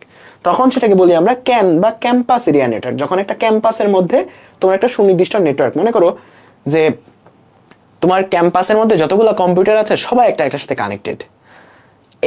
এই কম্পিউটার থেকে চাইলে তুমি আর্কিটেকচার ডিপার্টমেন্টের আরেকটা কম্পিউটার অ্যাক্সেস করতে পারতেছো, তখন সেটাকে বলা হয় ক্যান। ঠিক আছে, তখন সেটাকে বলা হয় ক্যান। ঠিক আছে, তখন সেটাকে বলা হয় ক্যান।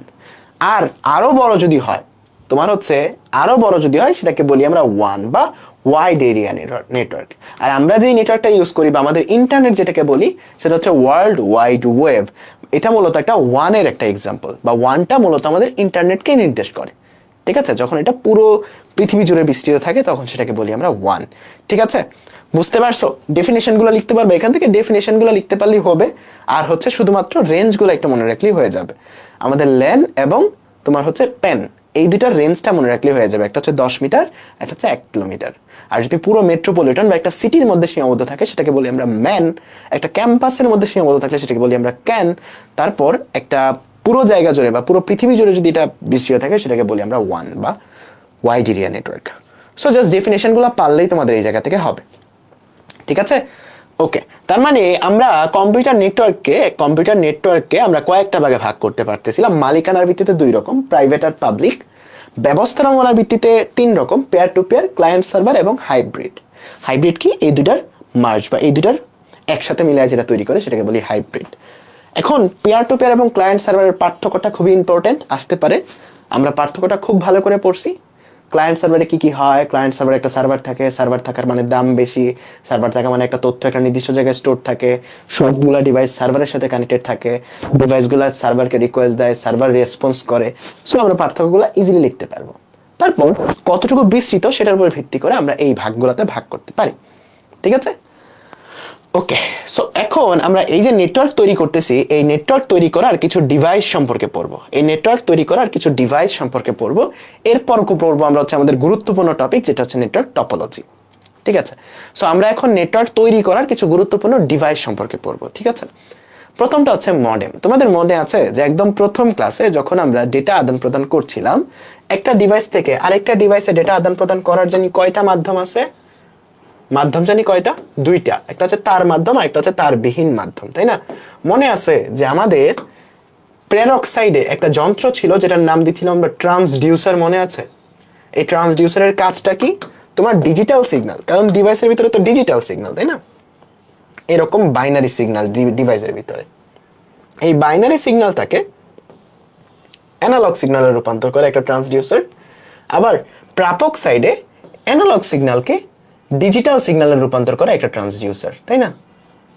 এই কাজগুলা যেই যন্ত্রটা করে এটাকে বলি আমরা মডেম।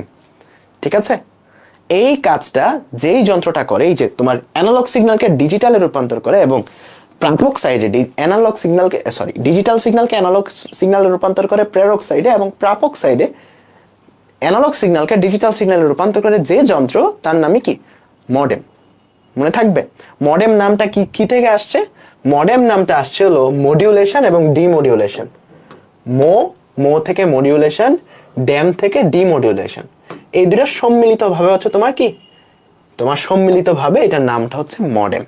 যখন এই জায়গাতে ডিজিটাল থেকে অ্যানালগে কনভার্ট হয় এটাকে বলে আমরা মডিউলেশন। এটাকে আমরা কি বলি? মডিউলেশন। যখন অ্যানালগ থেকে আবার ডিজিটালে কনভার্ট হয় এই জায়গাটাকে বলি আমরা ডিমডিউলেশন, মানে উল্টা কাজ। মডিউলেশনের উল্টা কাজ মানে ডিমডিউলেশন। এই দুটোর একত্রে যেই ডিভাইসটা করে তার নামই হচ্ছে মডেম। ঠিক আছে, তার মানে তোমরা ডিভাইসের সংজ্ঞাটা জাস্ট এখান থেকে মনে রাখা লাগবে, মডেম কি, এবং বাকি যে ডিভাইসগুলো পড়বো এই ডিভাইসগুলোর সংজ্ঞাটা মনে রাখা লাগবে। তার মানে চোখ অফ করে আমার সাথে বলো, মডেম হচ্ছে এমন একটা ডিভাইস যেটা প্রেরক সাইডে ডিজিটাল সিগন্যালকে অ্যানালগ সিগন্যালে রূপান্তর করে এবং প্রাপক সাইডে অ্যানালগ সিগন্যালকে ডিজিটাল সিগন্যালে রূপান্তর করে, অর্থাৎ ডিমডুলেশন করে, তাকে বলা হয় মডেম। ঠিক আছে, বলো ডেফিনেশনটা একদম গেঁথে গেছে না মনের মধ্যে?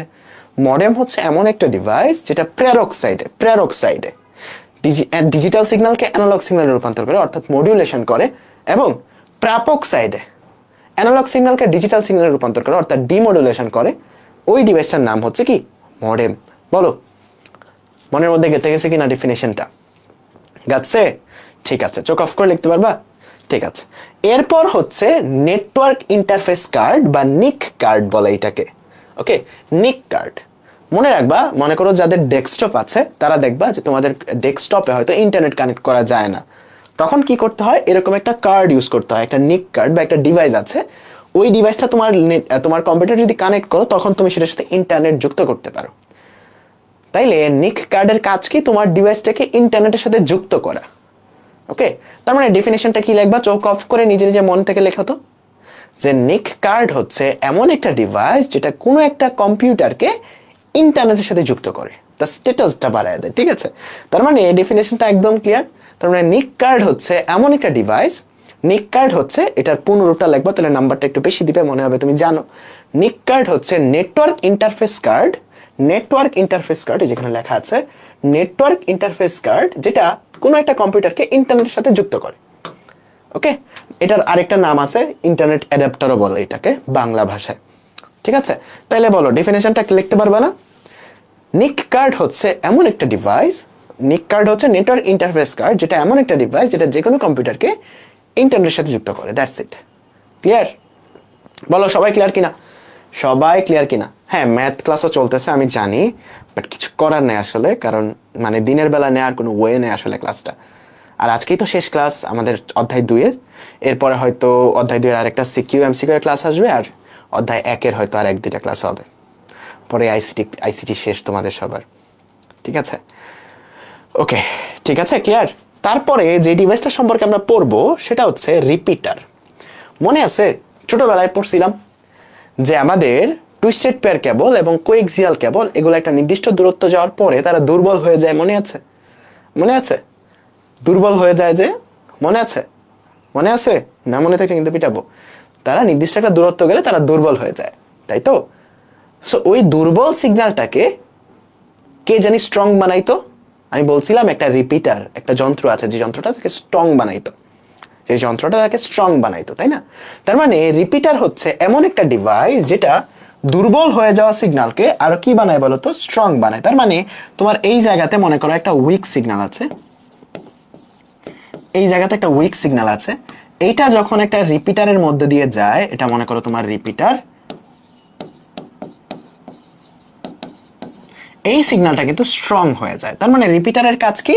সে হচ্ছে একটা উইক সিগন্যালকে নেয় এবং সেটাকে স্ট্রং বানায় দেয়, জিম করায়। ঠিক আছে, একটা সিগন্যালকে, সো একটা উইক সিগন্যালকে নিয়ে সে স্ট্রং বানায় দেয়, এটা হচ্ছে রিপিটারের কাজ।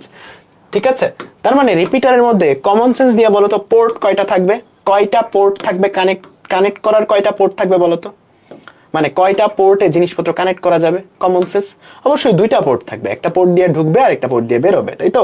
একটা পোর্ট দিয়ে ঢুকবে আর একটা পোর্ট দিয়ে বেরোবে। তার মানে রিপিটারের সাধারণত দুইটা পোর্ট থাকে, একটা পোর্ট দিয়ে তোমার একটা সিগন্যাল ঢুকে আর একটা পোর্ট দিয়ে সিগন্যালটা বেরোয়, স্ট্রং হয়ে বেরোয়। তার মানে যদি ডেফিনেশন লিখতে বলে চোখ অফ করে লিখতে পারবা যে রিপিটার হচ্ছে কম্পিউটার নেটওয়ার্কে এমন একটা ডিভাইস যেটা দুর্বল হয়ে যাওয়া সিগন্যালকে আরো স্ট্রং বানায়, স্ট্রং ইংলিশকে আরো শক্তিশালী বানায়। ঠিক আছে, স্ট্রং বাংলা হচ্ছে আরো শক্তিশালী বানায়। ঠিক আছে, বলো ক্লিয়ার? রিপিটার হচ্ছে কম্পিউটার নেটওয়ার্কে এমন একটা ডিভাইস যেই ডিভাইসটা একটা দুর্বল হয়ে যাওয়া সিগন্যালকে আরো শক্তিশালী বানায়। আরো এক্সট্রা ইনফরমেশন দিতে পারো যে তার মানে রিপিটারে পোর্ট সংখ্যা থাকে দুইটা, একটা দিয়ে ঢুকবে একটা দিয়ে বের হবে। ঠিক আছে, ক্লিয়ার? বলো তো সবাই ক্লিয়ার না? ক্লিয়ার সবাই এতটুকু? ঠিক আছে, ঠিক আছে, ক্লিয়ার ক্লিয়ার ক্লিয়ার। এরপর মোস্ট ইম্পর্টেন্ট সে যন্ত্রটা পড়বো সেটা হচ্ছে হাব এবং সুইচ। এটার পার্থক্যটা পরীক্ষা হলে খুবই খুবই ইম্পর্টেন্ট, খুবই খুবই ইম্পর্টেন্ট। হাব এবং সুইচ পরীক্ষা হলে যায় দেখবা, মানে যেই পরীক্ষায় দিতে চাও চ্যাপ্টার 2 যদি সিলেবাসে থাকে যায় দেখবা গ নাম্বারে চলে আসছে সুইচ এবং হাবের মধ্যে পার্থক্য লেখো। পরীক্ষা হলে যায় দেখবে এটা চলে আসছে। ঠিক আছে, পরীক্ষা হলে প্রশ্ন দিতে দেরি হবে, এটা প্রশ্নের মধ্যে থাকতে দেরি হবে না। হাব এবং সুইচের মধ্যে পার্থক্য যদি চ্যাপ্টার 2 সিলেবাসে থাকে পরীক্ষা হলে যায় দেখবা প্রশ্নটা চলে আসছে। ঠিক আছে, যেই দেখবা প্রশ্নটা খুলে যে প্রশ্নটা চলে আসে হাব এবং সুইচের মধ্যে পার্থক্য। সো জিনিসটা খুবই ইম্পর্টেন্ট। প্রথম কথা, আমাদের একটা নেটওয়ার্ক তৈরি করতে হলে অনেকগুলো ডিভাইসকে একটার সাথে কানেক্ট করতে হয়। সো হাব এবং সুইচ সেম কাজটাই করে। হাব কি করে? অনেকগুলো কম্পিউটারকে একসাথে কানেক্ট করে। ঠিক আছে, যেই যেই কম্পিউটারগুলো কানেক্ট হয় এদেরকে বলা হয় নোড বলা হয়, এক একটা এদেরকে এক একটা নোড বলা হয়। তার মানে অনেকগুলো নোডকে একসাথে কানেক্ট করে বা অনেকগুলো কম্পিউটারকে একসাথে কানেক্ট করে হচ্ছে হাব।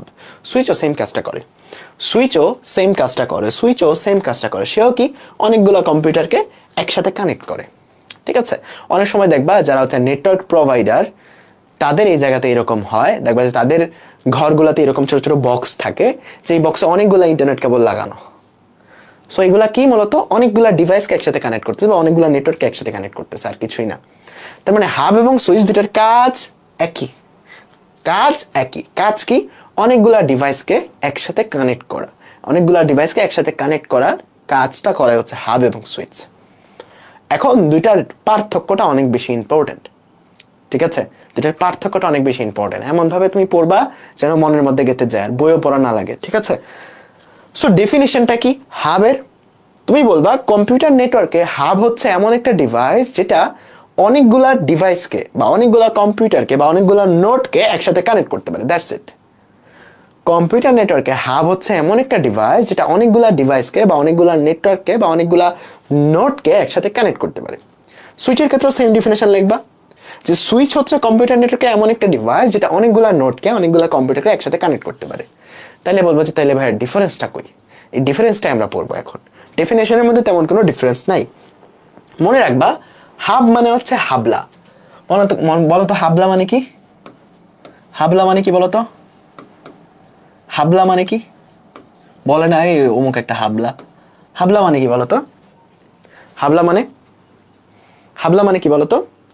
ভাইয়া এটার কি কোনো চিত্র আছে? হ্যাঁ চিত্র আছে তো। চিত্র তুমি এইভাবে আঁকতে না পারো, তুমি তো এইভাবে আঁকতে পারবা। মনে করো যে এখানে একটা ডিভাইস দিলা, তুমি বললা এটা হচ্ছে হাব, ঠিক আছে? তারপর তুমি এখানে একটা কম্পিউটার রাখলা, এখানে একটা কম্পিউটার রাখলা, এখানে একটা কম্পিউটার রাখলা, এখানে একটা কম্পিউটার রাখলা, তুমি এদের সাথে এভাবে কানেক্ট করে দিলা, ঠিক আছে? এটাই তো চিত্র। মানে এখানে যে চিত্রটা দেখতেছো আর এই চিত্রটা তো একই। সুইচের জন্য একই জিনিস লিখবা, জাস্ট এই জায়গাতে নামটা চেঞ্জ করে লিখে দিবা সুইচ, ঠিক আছে? এই হলো চিত্র। তুমি চিত্র আঁকতে কোন প্যারা নাই তো, তুমি এখানে যে চিত্রটা দেখতেছো সেই চিত্রটাই আঁকবা। জাস্ট কম্পিউটার আঁকতে হবে না, তোমাকে ডিরেক্ট ল্যাপটপ আঁকতে হবে না, জাস্ট একটা চার কোণা আঁকে দিলে হবে। তার মানে হাবলা মানে কি বলতো? হাবলা মানে হাবলা মানে বোকা। তার মানে হাব যদি হাবলা হয়, তার মানে হাব হচ্ছে বোকা, সুইচ হচ্ছে চালাক। সুইচ কি চালাক ব্রো, রাইট? সুইচ হচ্ছে চালাক, আর হাব হচ্ছে কি বলতো? হাবলা মানে বোকা। সে কি বোকামিটা করে এটা এখন দেখব। কি বোকামিটা করে এই জিনিসটা এখন দেখব। দুইটার কাজ, প্রাইমারি কাজ কিন্তু সেম, দুইটার প্রাইমারি কাজ কিন্তু সেম। দুইটার প্রাইমারি কাজ হচ্ছে একজন একজনের সাথে অনেকগুলা ডিভাইস কানেক্ট করে, অনেকগুলা ডিভাইস একসাথে কানেক্ট করা হচ্ছে তাদের প্রাইমারি কাজ। এখন হাব কি হাবলামিটা করে? সে মনে করো যে এ এ বি এর কাছে ডেটা পাঠাতে চাচ্ছে। মনে করো এ বি কে একটা মেসেজ দিতে চাচ্ছে। এ এখানে তো নাম লেখাই আছে। এ মনে করো বি কে একটা মেসেজ দিতে চাচ্ছে, ঠিক আছে? এ মনে করো বি কে একটা মেসেজ দিতে চাচ্ছে। তার মানে তুমি কি চাও যে এ এর মেসেজটা বি এর কাছে যাবে শুধু? হাব যেই হাবলামিটা করে, সে তোমার ডেটাটাকে ব্রডকাস্ট করে দেয়, যারা যারা তার সাথে কানেক্টেড সবার কাছে পাঠায় দেয়। এটা কি বলতো, সিকিউরিটির দিক থেকে বা প্রাইভেসির দিক থেকে এটা কি ভালো জিনিস? একদমই খারাপ জিনিস না, একদমই খারাপ জিনিস। তার মানে এই হাবলামিটা করে সে হচ্ছে তার যে ডেটাটা আসে সেটাকে ব্রডকাস্ট করে দেয়, সবার কাছে পাঠায় দেয়। তুমি পাঠাতে চাচ্ছিলা শুধুমাত্র বি এর কাছে, বাট সে হাবলামি করে কি করে সেটা সবার কাছে পাঠায় দেয়, ঠিক আছে? তার মানে তার হাবলামিটা আসলে কি, এই জিনিসটা মনে রাখলেই তোমার হয়ে যাবে। এই হাবের হাবলামিটা আসলে কি? হাব যে হাবলামিটা করে সে করে হচ্ছে কি ডেটাটা ব্রডকাস্ট করে দেয়, দ্যাটস ইট। ডেটাটা তোমার কি করে বলো তো? ডেটাটা ব্রডকাস্ট করে দেয়। ব্রডকাস্ট মানে কি তো বুঝো? ব্রডকাস্ট কিন্তু মানে আমরা পড়ে আসছি, তাই না? ব্রডকাস্ট করে দেয়, তোমার ডেটাটা ব্রডকাস্ট করে দেয়। এই হাবলামিটা করে হচ্ছে হাব, তোমার ডেটাটা সবার কাছে পাঠায় দেয়। এখন এই ডেটা ব্রডকাস্ট করার কারণে অনেকগুলো অসুবিধা হয়। কি কি অসুবিধা হয় দেখো, কি কি অসুবিধা হয়। প্রথমত ডেটা সংঘর্ষ এই জায়গাতে কেমনে? মনে করো যে তুমি বি এর কাছে ডেটা পাঠাচ্ছ, দেখো খেয়াল করো, তুমি যেই সময় যেই সময় বি এর কাছে ডেটা পাঠাচ্ছে এই ডেটাটা সবার কাছে চলে যাচ্ছে। ওই একই সময় সি মনে করো ডি এর কাছে ডেটা পাঠাচ্ছে। সো সি এর ডেটাটাও তো ডি এর দিকে যাওয়ার কথা, বা শুধু ডি এর কাছে না যায় সবার কাছেই যাবে। তাহলে দেখো তো বিপরীত দিক থেকে আইসা কি ডেটা কলিউশন হচ্ছে না এই জায়গাতে? এট এ টাইম তুমি ওর কাছে পাঠাতে চাচ্ছ, ও ওর কাছে পাঠাতে চাচ্ছে, বাট হাবের হাবলামির কারণে এই জায়গায় কিন্তু কলিউশন বাড়তেছে। যদি হাবলামিটা না করতো তাহলে কিন্তু এই সমস্যাটা হইতো না। তাহলে এরটা এর বি এর কাছে যাইতো, সি এরটা ডি এর কাছে যাইতো, সবাই শান্তি মতো সংসার করতে পারতো। বাট হাব যেহেতু হাবলামিটা করতেছে, সবার কাছে ব্রডকাস্ট করে দেয়। সো এ যখন বি এর কাছে পাঠাচ্ছে সে এটা তখন ডি এর কাছেও পাঠায়, সি এর কাছেও পাঠায়। সি যখন ডি এর কাছে পাঠায় সে তখন এটা ডি এর কাছেও পাঠায়, এ এর কাছেও পাঠায়, বি এর কাছেও পাঠায়। তার মানে তখন দেখো এই যে এই জায়গাতে সে পাঠাচ্ছেও, তার কাছে যাচ্ছে এবং তার থেকে আসতে যাচ্ছে, একটা রাস্তাতে কলিউশন হচ্ছে। রাস্তার মধ্যে কি হচ্ছে বলতো? কলিউশন হচ্ছে বা সংঘর্ষ হচ্ছে। তাহলে তার হাবলামির কারণে কি হয়ে যাচ্ছে বলতো? সংঘর্ষ বেড়ে যাচ্ছে, রাইট? বুঝতে পারছো? তার হাবলামির কারণে কি হচ্ছে বলতো? সংঘর্ষ বেড়ে যাচ্ছে। তার হাবলামির কারণে কি হচ্ছে বলতো? সংঘর্ষ বেড়ে যাচ্ছে, সংঘর্ষ বেড়ে যাচ্ছে, সংঘর্ষ বেড়ে যাচ্ছে, সংঘর্ষ বেড়ে যাচ্ছে। বুঝতে পারছো? তার হাবলামের কারণে সংঘর্ষ বেড়ে যাচ্ছে, বুঝতে পারছো? হ্যাঁ, ঠিক আছে। এরপর তুমি যে ডেটাটা পাঠাচ্ছ, ডেটা পাঠাইলে আমাদের স্পিডের একটা অপচয় হয় না, বা স্পিডটাকে আমরা ইউজ করতেছি, মনে করো তোমার এই তার দিয়ে তুমি 100 এমবিবিএস ট্রান্সফার করতে পারবা, তোমার কাছে 100টা গাড়ি ট্রান্সফার করার ক্ষমতা আছে। তুমি যদি 20টা গাড়ি হুদাই অকেজু রাস্তার মধ্যে নামায় রাখো, তাহলে তোমার জন্য লস না? লস তো। এখন দেখো তোমার এই তারের স্পিডটা মনে করো 100টা গাড়ি সে আদান প্রদান করতে পারে, বা 100টা ডাটা আদান প্রদান করতে পারে। হাবের হাবলামির কারণে দেখো কিছু লস হয়ে যাচ্ছে, তার এ থেকে বি এর কাছে পাঠানো দরকার ছিল, সে বি এর কাছে না পাঠায় সবার কাছে পাঠায়। এই যে ডেটাটা যে সি এর কাছে যাচ্ছে, এটা কি তোমার লস না বলো তো? তোমার স্পিডের একটা অপচয় না? তারের ক্ষমতার একটা অপচয় না? এটা স্পিডের একটা অপচয় হচ্ছে এই জায়গাতে, তাই না? কারণ তার হাবলামির কারণে সে যে অন্যদের কাছে পাঠাচ্ছে, এটা তো দরকার ছিল না। তার মানে যেটা দরকার নাই ওটাই আমাদের কাছে অপচয়। তার মানে এই হাবের তোমার কি করতেছে বলতো? স্পিডের অপচয় করতেছে। বুঝছো? স্পিড অপচয় করতেছে। বুঝতে পারছো? ক্লিয়ার?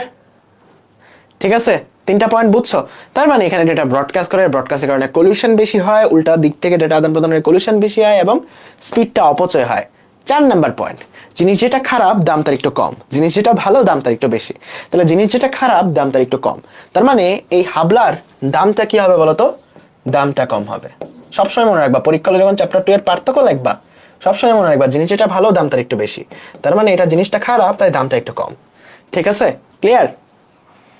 ক্লিয়ার? বলো তো সবাই, একদম মনের মধ্যে গেঁথে গেছে কিনা? একদম মনের মধ্যে গেঁথে গেছে কিনা বলো তো? আজকে ক্লাসটা 1.5 ঘন্টা হবে, আমাদের 7:30 বাজবে ক্লাসটা শেষ হতে। বলো একদম মনের মধ্যে গেঁথে গেছে কিনা? ক্লিয়ার কিনা? ঠিক আছে, একদম ক্লিয়ার, রাইট? একদম ক্লিয়ার, একদম ক্লিয়ার। এই পার্থক্যগুলাই কিন্তু এই জায়গাতে সুবিধা অসুবিধা আমরা লিখে রাখছি। দাম কম, এটা তো একটা সুবিধা। দাম কম, এটা তো একটা সুবিধা। তো দাম কমের একটা সুবিধা, অনেকগুলা ডিভাইস সংযুক্ত করা যায়, এটাও একটা সুবিধা। বাট এই সুবিধা আমার সুইচেও আছে, সো এই সুবিধা থাকা না থাকা একই কথা। অসুবিধাগুলো অনেক, নেটওয়ার্কের ট্রাফিক বৃদ্ধি করে, ব্রডকাস্ট করে কলিউশন বাড়ায় দেয়, ট্রাফিক বৃদ্ধি পায়। তারপর ডেটা আদান প্রদানের মধ্যে বাধার সম্মুখীন হয়, কলিউশন যেহেতু হচ্ছে, ট্রাফিক বেড়ে যাচ্ছে, কলিউশন হচ্ছে, তার মানে তোমার কি বাধার সম্মুখীন হচ্ছে। ডেটা ফিল্টারিং সম্ভব হয় না, ফিল্টারিংটা আমরা সুইচে পড়বো যে ফিল্টারিং কি জিনিস। সো ফিল্টারিংও সম্ভব হয় না। আরো কিছু অসুবিধা আমরা নিজেরা দেখলাম, যে স্পিডটা অপচয় হয়, তারপর ডাটার সংঘর্ষ ঘটে। ঠিক আছে, এখন ফিল্টারিং কি জিনিস, এই জিনিসটা আমরা সুইচে দেখবো। সুইচও একই কাজটা করে, সে হচ্ছে অনেকগুলা ডিভাইসকে কানেক্টেড করে। এখন সে হচ্ছে ওই হাবলামিটা করে না। তাকে যখন বলা হয় এই যে এ থেকে সিতে ডেটা পাঠাও, সে শুধুমাত্র এ থেকে সিতেই ডেটা পাঠায়। এই যে প্রক্রিয়া তোমার ফিল্টার আউট করতেছে যে কার কাছে কারটা পাঠাবো, কার কাছে কারটা পাঠাবো না, এটাকে বলা হয় ডাটা ফিল্টারিং। ওকে, তার মানে হাবলা তো এই ফিল্টারিংটা করতে পারে না, আমাদের সুইচটা এই ফিল্টারিংটা করতে পারে। তার মানে আমাদের সুইচটা এই ফিল্টারিংটা করতে পারে, ডেটা ফিল্টারিংটা করতে পারে, এবং অ্যাড্রেস অনুযায়ী যার ডেটা তার কাছেই পাঠায়, যার ডেটা শুধুমাত্র তার কাছেই পাঠায়। ঠিক আছে, অন্যদের কাছে যায় না। সো বড় অসুবিধাগুলো কিন্তু এখন আমাদের নাই। তাইলে বলো তো এখন এই জায়গাতে কলিউশন কি বেশি হবে নাকি কম হবে? কলিউশন কম হবে অবশ্যই, কারণ এখানে তো আর ব্রডকাস্ট হচ্ছে না, সবার কাছে তো যাচ্ছে না, যারটা যার কাছেই যাচ্ছে। তার মানে এখানে সংঘর্ষ তো কমে যাবে, আগের থেকে সংঘর্ষ কমে যাবে। তার মানে এই জায়গাতে সংঘর্ষ কমে যায়, স্পিডের প্রপার ইউটিলাইজ হয়। সবগুলো লিখতে পারবে না বলো তো? এই জায়গাতে সংঘর্ষ কম হয়, তারপর স্পিডে অপচয় হয় না, স্পিড অপচয় হয় না,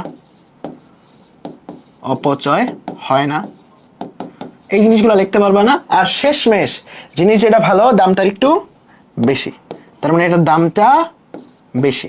চ্যাপ্টার 2 এ যখনই পার্থক্য লিখবা এই কথাটা মনে রাখবা, জিনিস যেটা ভালো, চঞ্চল চৌধুরীর জিনিস যেটা ভালো দাম তার একটু বেশি, এই কথাটা মনে রাখবা। তাহলে বলো হাব এবং সুইচের পার্থক্য, চোখ অফ করে মিলাও, চোখ অফ করে মিলাও। প্রথমে ডেফিনেশন লিখবা যে হাব হচ্ছে অনেকগুলো ডিভাইসকে বা অনেকগুলো কম্পিউটারকে, অনেকগুলো নোটকে একসাথে কানেক্টেড করে, সুইচও সেম কাজটাই করে। হাব ডাটা ব্রডকাস্ট করে, বোকা হাবলা। সুইচ ডেটা ফিল্টারিং করে, নির্দিষ্ট অ্যাড্রেসটা ফলো করে নির্দিষ্ট ডেটা নির্দিষ্ট মানুষের কাছেই পাঠায়। হাব যেহেতু ডেটা ব্রডকাস্ট করে, এই জায়গাতে ডেটার কলিউশন বেশি হয়, ট্রাফিক বৃদ্ধি পায়। এই জায়গাতে কলিউশন বা ট্রাফিক কম হয়। যেহেতু এই জায়গাতে তোমার ট্রাফিক বৃদ্ধি পাচ্ছে, কলিউশন বেশি হচ্ছে, এই জায়গাতে একটা স্পিডের অপচয় হয়, এই জায়গাতে স্পিডের কোনো অপচয় হয় না। এটার জিনিস যেটা খারাপ দামটা একটু কম, জিনিস যেটা ভালো দামটা একটু বেশি। চোখ অফ করে পার্থক্যগুলো লিখতে পারবা না বলো তো? বলো বলো বলো বলো, চোখ অফ করে লিখতে পারবা না বলো তো? চোখ অফ করে পার্থক্যগুলো লিখতে পারবা না? চোখ অফ করে তো লিখবা না, চোখ অন করেই লিখবা। জাস্ট কানে বাজবে কিনা এটা বলো, কানে বাজবে কিনা বলো। পার্থক্যগুলো যখন লিখবা তখন কানে বাজবে কিনা এই জিনিসটা বলো। কানে বাজবে? লিখতে পারবা? পারবা তো? ঠিক আছে, ভেরি গুড। ওয়েব অ্যাপের মানুষজন কমেন্ট কম করতেছো, যারা যারা আছো ওয়েব অ্যাপের, এরা একটু কমেন্ট করবা, ঠিক আছে? ঠিক আছে ঠিক আছে ঠিক আছে। তার মানে হাব এবং সুইচের পার্থক্য পরীক্ষালে যা দেখবা চলে আসছে। তার মানে তখন কিন্তু তোমার লিখতে হবে জিনিসগুলা। সো হাবের সুবিধাগুলো এখানে লিখে রাখছি, সো এগুলো তোমরা অলরেডি পড়ছো, প্যারা নাই। আরেকটা কাজ করে, হাব কিন্তু আবার রিপিটারের মতো কাজ করে, মানে দুর্বল হয়ে যাওয়া সুইচ কিন্তু আবার রিপিটারের মতো কাজ করে, দুর্বল হয়ে যাওয়া সিগন্যালকে আবার সে বর্ধিত করে, এটাও তার একটা বেনিফিট বা গুড সাইড। এরপর যে ডিভাইসটা আমরা পড়বো সেটা হচ্ছে ব্রিজ। ব্রিজ কি করে? দুইটা ল্যানকে কানেক্টেড করে। জাস্ট এটা মনে রাখবা যে দুইটা লোকাল এরিয়া নেটওয়ার্ককে কানেক্টেড করে হচ্ছে ব্রিজ নামে একটা ডিভাইস। তার মানে জাস্ট ডেফিনেশন লাগবে এখান থেকে, আর কিছু লাগবে না। ডেফিনেশন লাগবে এখান থেকে, আর কিছু লাগবে না। তুমি বলবা ব্রিজ হচ্ছে কম্পিউটার নেটওয়ার্কে এমন একটা ডিভাইস যেটা দুইটা ভিন্ন ভিন্ন ল্যানকে একসাথে কানেক্টেড করে, দুইটার ভিন্ন ভিন্ন ল্যানকে লোকাল এরিয়া নেটওয়ার্কে একসাথে কানেক্টেড করে এমন একটা ডিভাইস যেটার নাম হচ্ছে ব্রিজ। ব্রিজ যেমন দুইটা সিটিকে একসাথে কানেক্টেড করে, ওইরকম দুইটা ভিন্ন ভিন্ন ল্যানকে লোকাল এরিয়া নেটওয়ার্কে একসাথে কানেক্টেড করে। জাস্ট ডেফিনেশনটা জানলেই হবে। এরপর আরো দুটো ডিভাইস আছে, সর্বশেষ দুটো ডিভাইস, একটা হচ্ছে রাউটার, একটা হচ্ছে গেটওয়ে। দুইটার কাজ একদম সেম। রাউটার এবং গেটওয়ে দুইটার কাজ একদম সেম। গেটওয়ে এবং রাউটার দুইটা ভিন্ন ভিন্ন নেটওয়ার্ক। মনে করো এই জায়গাতে একটা নির্দিষ্ট নেটওয়ার্ক আছে, দুইটা ভিন্ন ভিন্ন নেটওয়ার্ককে একসাথে কানেক্টেড করা হচ্ছে গেটওয়ে এবং রাউটার। দুইটার কাজ সেম, দুইটা ভিন্ন ভিন্ন নেটওয়ার্ককে একসাথে কানেক্টেড করে হচ্ছে গেটওয়ে, ঠিক আছে? তার মানে রাউটার একই কাজ করে, দুটো ভিন্ন ভিন্ন নেটওয়ার্ককে একসাথে কানেক্টেড করা হচ্ছে রাউটার, ঠিক আছে? দুটো ভিন্ন ভিন্ন নেটওয়ার্ককে একসাথে কানেক্টেড করা হচ্ছে রাউটার। এখন এদের মধ্যে মেইন ডিফারেন্সটা হচ্ছে তোমার গেটওয়ে, যেটা গেটওয়ে হচ্ছে তোমার ভিন্ন প্রোটোকলের নেটওয়ার্কে যুক্ত করতে পারে, এটা হচ্ছে গেটওয়ের সুবিধা। আর রাউটার হচ্ছে একই প্রোটোকলের যে নেটওয়ার্কগুলো আছে তাদেরকে যুক্ত করে। শুধু এত ডিটেলসে জানার দরকার নেই, জাস্ট এটা মনে রাখবা, রাউটার এবং গেটওয়ে তারা কি দুইটা ভিন্ন ভিন্ন নেটওয়ার্ককে যুক্ত করে, তিনটা আলাদা পার্থক্য জানাও দরকার নেই। গেটওয়ে, রাউটার এবং ব্রিজ জাস্ট এমনি মনে রাখবা, যদি ভিন্ন ভিন্ন নেটওয়ার্কে যুক্ত করা হচ্ছে গেটওয়ে, রাউটার, ব্রিজ, এই তিনটা ডিভাইসই একই রকমের কাজ করে, এটা জানলেই হবে। আর এত ডিটেলসে তোমার এখানে জানার দরকার নাই। ওকে, ঠিক আছে? বলো, এখন যেই জিনিসটা পড়বো এটা হচ্ছে আরো বেশি ইম্পর্টেন্ট। সৃজনশীলের ঘ নাম্বারে যা দেখবে এটা আসছেই। সো জিনিসটা খুবই ইম্পর্টেন্ট, মনোযোগ দিতে হবে। আমি যেই যেই কি পয়েন্টগুলো বলবো জাস্ট ওই কি পয়েন্টগুলো মনে রাখবা, দেখবা যে একদম লাইফ ইজি হয়ে গেছে, পরীক্ষায় যায় কানে বাজবে, ঠিক আছে? সো এখন আমরা যেটা পড়বো সেটা হচ্ছে টপোলজি, ঠিক আছে? টপোলজিটা কি? তোমার একটা নেটওয়ার্কে আমরা দেখছিলাম অনেকগুলো কম্পিউটার যুক্ত থাকে, ওই কম্পিউটারগুলো কি জ্যামিতিক আকৃতিতে যুক্ত, কোন জ্যামিতিক স্ট্রাকচারে যুক্ত, এই জিনিসটাকে বলি আমরা টপোলজি। তার মানে নেটওয়ার্ক টপোলজি বলতে বোঝায় একটা নেটওয়ার্কে কম্পিউটারগুলা কোন জ্যামিতিক আকৃতিতে যুক্ত, এই জিনিসটাকে বলা হয় নেটওয়ার্ক টপোলজি, ঠিক আছে? এই টপোলজিগুলার কোনটা ভালো কোনটা খারাপ, সুবিধা অসুবিধা সবগুলা জিনিস আমাদের লাগবে প্রত্যেকটা টপোলজির। আমাদের কি কি টপোলজি আছে? Bus topology, ring topology, star topology, mesh topology, tree topology, hybrid topology, অনেকগুলো টপোলজি আছে যেগুলো তোমরা হয়তো ক্লাস 8-এও একবার পড়ছো হয়তো। সো জিনিসটা খুবই মজার অ্যান্ড সৃজনশীল আসবে এখান থেকে। পরীক্ষা হলে চ্যাপ্টার 2 থেকে সৃজনশীল আসছে মানে ঘ নাম্বারের প্রশ্নটা টপোলজি থেকে আসবে ফর শিওর, 100% শিওর। পরীক্ষা হলে প্রশ্ন দিতে দেরি হবে, এখান থেকে প্রশ্ন আসতে দেরি হবে না। সো খুবই মনোযোগ দিয়ে দেখতে হবে এটা, ঠিক আছে? আমি জাস্ট কিছু পয়েন্ট বলবো, আমার সাথে ওই পয়েন্টগুলোতে প্রশ্ন করবা, তাহলে উত্তর পেয়ে যাবা। জাস্ট কিছু পয়েন্টগুলো মনে রাখবা, ঠিক আছে? আমরা সাধারণত পার্থক্য লেখার সময় কি কি পয়েন্টে আমরা প্রশ্ন করি মনে করো, আগে যে পার্থক্য পড়ছি সিনক্রোনাস অ্যাসিনক্রোনাসের পার্থক্য, তারপর অনেকগুলো পার্থক্য আমরা পড়ছি এই অধ্যায়ে। কি কি প্রশ্ন করি? প্রথমত স্টোরেজ আছে কিনা, স্টোরেজ যদি থাকে দাম বেশি, তার মানে স্টোরেজ আছে কি না এটার উপর বেস করে আমরা দামের একটা ডিফারেন্সিয়েট করতে পারবো। তার মানে স্টোরেজ আছে কি নাই এটা একটা পার্থক্য, দাম কি বেশি নাকি কম এটা একটা পার্থক্য, স্পিড বেশি নাকি কম এটা একটা পার্থক্য। টপোলজির ক্ষেত্রে নতুন করে আসবে হচ্ছে নতুন ডিভাইস যুক্ত করা যায় কিনা, সহজ যুক্ত করা যায় কিনা এটা একটা পার্থক্য, নেটওয়ার্কটা বড় করা যায় কিনা এটা একটা পার্থক্য, বড় করলে স্পিড কমে যায় কিনা এটা একটা পার্থক্য, এই জিনিসগুলা, ঠিক আছে? সো প্রশ্নগুলা আমার সাথে মনের মধ্যে গাইথা নিবা, জাস্ট প্রশ্নগুলা মনে রাখবা। কি কি কোন টপিকে তুমি প্রশ্ন করবা, কোন পয়েন্টে তুমি প্রশ্নটা করবা। প্রথমে প্রশ্ন করবা যে এখানে কোনো স্টোরেজ আছে কিনা, কি আছে কিনা, কোনো স্টোরেজ আছে কিনা, স্টোরেজ আছে কিনা। কারণ স্টোরেজের উপর বেস করে তুমি অনেকগুলা সিদ্ধান্ত নিতে পারবা, অনেকগুলা জিনিস তুমি লিখতে পারবা, তাই না? স্টোরেজ আছে কিনা এই নেটওয়ার্কে, যদি থাকে তাহলে তার দাম বেশি, তার মানে তারপর দাম নিয়ে একটা কমেন্ট করবা যে দাম বেশি নাকি কম, এটা নিয়ে একটা কমেন্ট করবা। তারপর তুমি যে জিনিসটা নিয়ে কমেন্ট করবা সেটা হচ্ছে এইখানের স্পিডটা কেমন, স্পিডটা কেমন। তারপর যে জিনিসটা নিয়ে প্রশ্ন করবা সেটা আমরা দেখতেছি নেটওয়ার্কিং এর ক্ষেত্রে একটা জিনিস ইম্পর্টেন্ট, যেটা আমরা তোমার হচ্ছে হাব এবং সুইচেও দেখছি। কি জিনিসটা? সেটা হচ্ছে কলিউশন।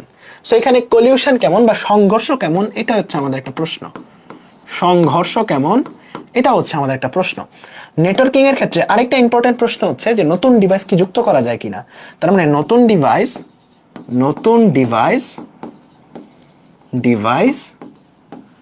যুক্ত, এই প্রশ্নটা করবা যে নতুন ডিভাইস কতটুকু সহজে যুক্ত করা যায়। তারপর একটা ডিভাইস নষ্ট হলে সেটা কত সহজে রিমুভ করা যায়। তার মানে একটা ডিভাইস রিমুভ করা যায়, আমি জাস্ট আমার মনের ভাষায় লিখতেছি, ঠিক আছে? তোমরাও এই মনের ভাষাটা মুখস্থ করে ফেলবা। সো কতটুকু সহজে একটা ডিভাইস নষ্ট হলে তাকে রিমুভ করা যায়, কতটুকু সহজে নেটওয়ার্কটাকে বড় করা যায়, তার মানে স্কেলেবিলিটি বা বড় করার প্রবণতা, কত সহজে বড় করা যায়, কত সহজে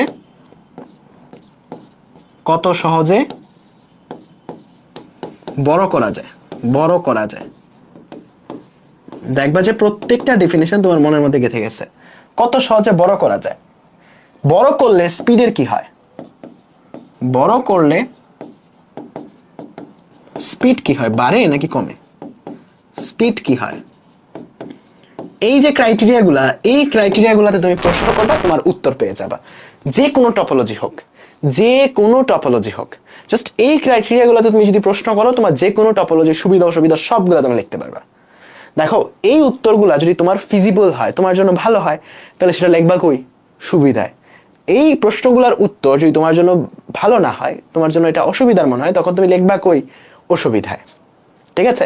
তাহলে প্রশ্নগুলো কি করবা? প্রথমে জিজ্ঞেস করবা দাম কত, স্টোরেজ আছে কি নাই, স্পিড বেশি নাকি কম, ডাটার সংঘর্ষ হচ্ছে নাকি হচ্ছে না।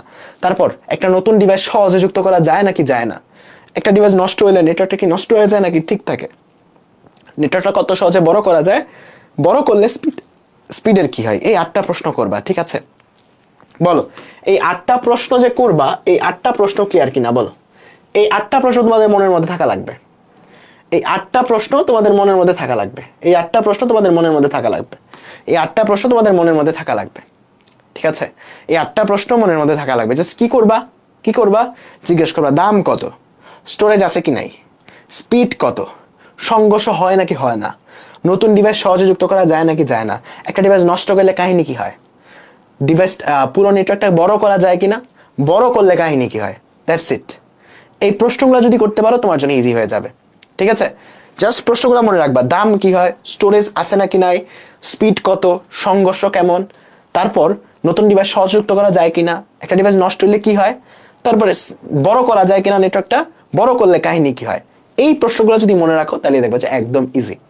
ঠিক আছে? বলো, প্রশ্নগুলো মনে থাকবে? আমরা এখন একটা টপোলজিতে প্রশ্ন করব। সো প্রথমে হচ্ছে বাস টপোলজি হচ্ছে কাইন্ড অফ বাস স্টপের মতো। বাসে কি হয়, একটা মেইন রোড দিয়ে বাস যায়, একটা স্টপেজে দাঁড়ায়, তাই না? সো এইরকম একটা স্ট্রাকচারে যখন তোমার কম্পিউটারগুলা কানেক্টেড থাকে, তখন সেটাকে বলা হয় বাস টপোলজি। কি বলা হয়? তখন সেটাকে বলা হয় বাস টপোলজি। ওকে, তখন সেটাকে কি বলা হয় বলো তো? Bus topology. যখন বাস স্টপের মতো একটু পরপর একটা করে স্টপেজ থাকে বা একটা করে ডিভাইস কানেক্টেড থাকে। সো বাস টপোলজির মেইন যেটা থাকে সেটা হচ্ছে একটা ব্যাকবোন থাকে, এটাকে বলা হয় এটার ব্যাকবোন।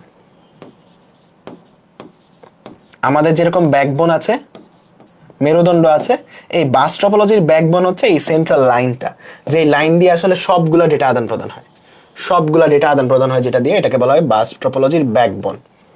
এটার সাথেই তো সবাই কানেক্টেড থাকে, এটি তো মেইন রোড, এটার সাথেই তো সবাই কানেক্টেড থাকে, এটাকে বলা হয় বাস টপোলজির ব্যাকবোন।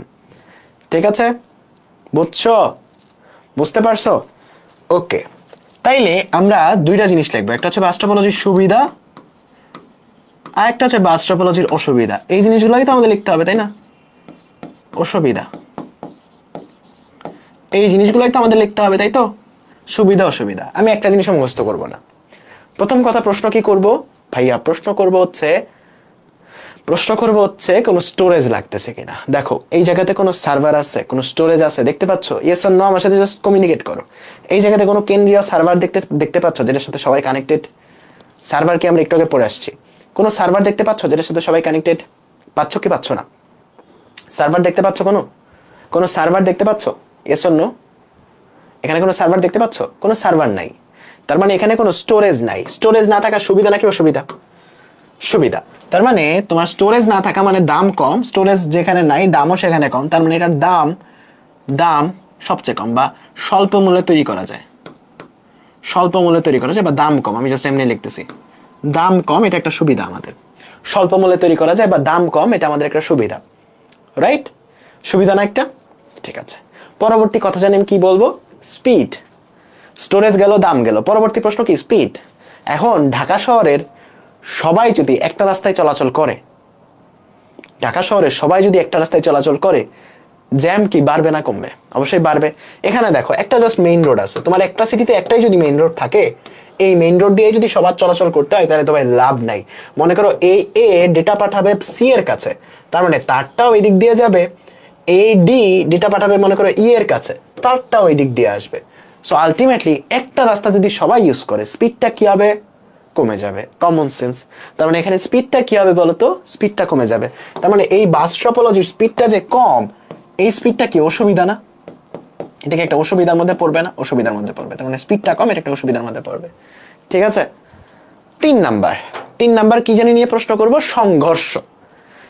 এই জায়গাতে কোনো নাই, কোনো তোমার কি নাই, কোনো তোমার সেন্ট্রাল কোনো ডেটাবেস নাই বা সেন্ট্রাল কোনো সার্ভার নাই, অর্থাৎ এখানেও ডেটা ফিল্টারিং করা সম্ভব না। অর্থাৎ এ মনে করো সি কে পাঠাবে ডেটা, এটা আসলে ফিল্টারিং করে সি কে পাঠানোর কোনো ওয়ে নাই, ওইরকম কোনো ডিভাইস এখানে নাই। সো এই জায়গাতে ডেটা ব্রডকাস্ট হয়, সবার কাছে যায়। বলো ব্রডকাস্ট হওয়া ভালো নাকি খারাপ? বলো ব্রডকাস্ট হওয়া ভালো নাকি খারাপ?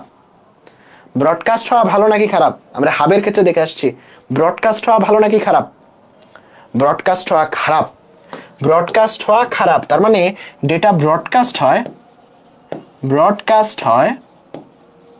এটা কিন্তু খারাপ জিনিস। ব্রডকাস্ট হলে কি হয় বলতো?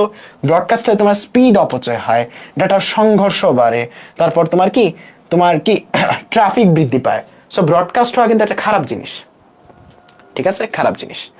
এই প্রশ্নগুলো গেল। 4 নাম্বার প্রশ্ন, 5 নাম্বার প্রশ্ন, যে নতুন ডিভাইস সহজে যুক্ত করা যায় কিনা? হ্যাঁ, এই সুবিধাটা আমরা পাচ্ছি সহজেই, কিন্তু এখানে আরেকটা নতুন ডিভাইস, অন্যদেরকে ঝামেলা না করে তুমি নতুন একটা ডিভাইস যুক্ত করে ফেলতে পারবা। তার মানে খুব সহজে নতুন ডিভাইস যুক্ত করা যায়। তার মানে একটা সুবিধা না এটা? বলো তো, এটা একটা সুবিধা না? সুবিধা। তার মানে নতুন ডিভাইস যুক্ত করা যায়, এটা একটা সুবিধা। এখন বলো তো, কোন একটা ডিভাইস নষ্ট হইলে নেটওয়ার্কের কোনো অসুবিধা হবে নাকি হবে না বলো তো? পরের প্রশ্নটা আমি করতেছি যে কোনো একটা ডিভাইস নষ্ট হইলে নেটওয়ার্কের কি হবে, তোমরা বলো। নতুন ডিভাইস যুক্ত করা যায় অন্যদের বিঘ্ন না করে বা নেটওয়ার্কটা ঠিক রেখে, বলো তো কি হবে? একটা ডিভাইস নষ্ট হয়ে গেল, নেটওয়ার্কে কোনো ক্ষতি হবে? কোনো ক্ষতি হবে না। মনে করো এই ডিভাইস নষ্ট হয়ে গেল, বাদ, এটা এখান থেকে খুলে ফেললেই হবে, নেটওয়ার্কে কোনো যায় আসে না, কিছুই হয় নাই, তাই না? নেটওয়ার্কের কিছুই হয় নাই, নেটওয়ার্কের কিছুই হয় না। তার মানে ডিভাইস নষ্ট হলে সহজে রিমুভ করা যায়। তার মানে ডিভাইস নষ্ট হলে সহজে রিমুভ করা যায়, সহজে রিমুভ করা যায়। আমি জাস্ট সংক্ষেপে লিখি, সহজে রিমুভ করা যায়, রিমুভ করা যায়, তাই তো? এরপর এই নেটওয়ার্কটাকে আরো বড় করতে চাচ্ছি, খুব সহজে কিন্তু বড় করা যাবে। কেমনে? এই যে ব্যাকবোনটা, এই ব্যাকবোনটা যদি আর একটু লম্বা করি তাহলে কিন্তু আরো অনেকগুলা ডিভাইস কানেক্টেড করতে পারবো আমরা, অনেকগুলা নোড এখানে কানেক্টেড করতে পারবো আমরা যদি ব্যাকবোনটা আর একটু লম্বা করি, তাই না?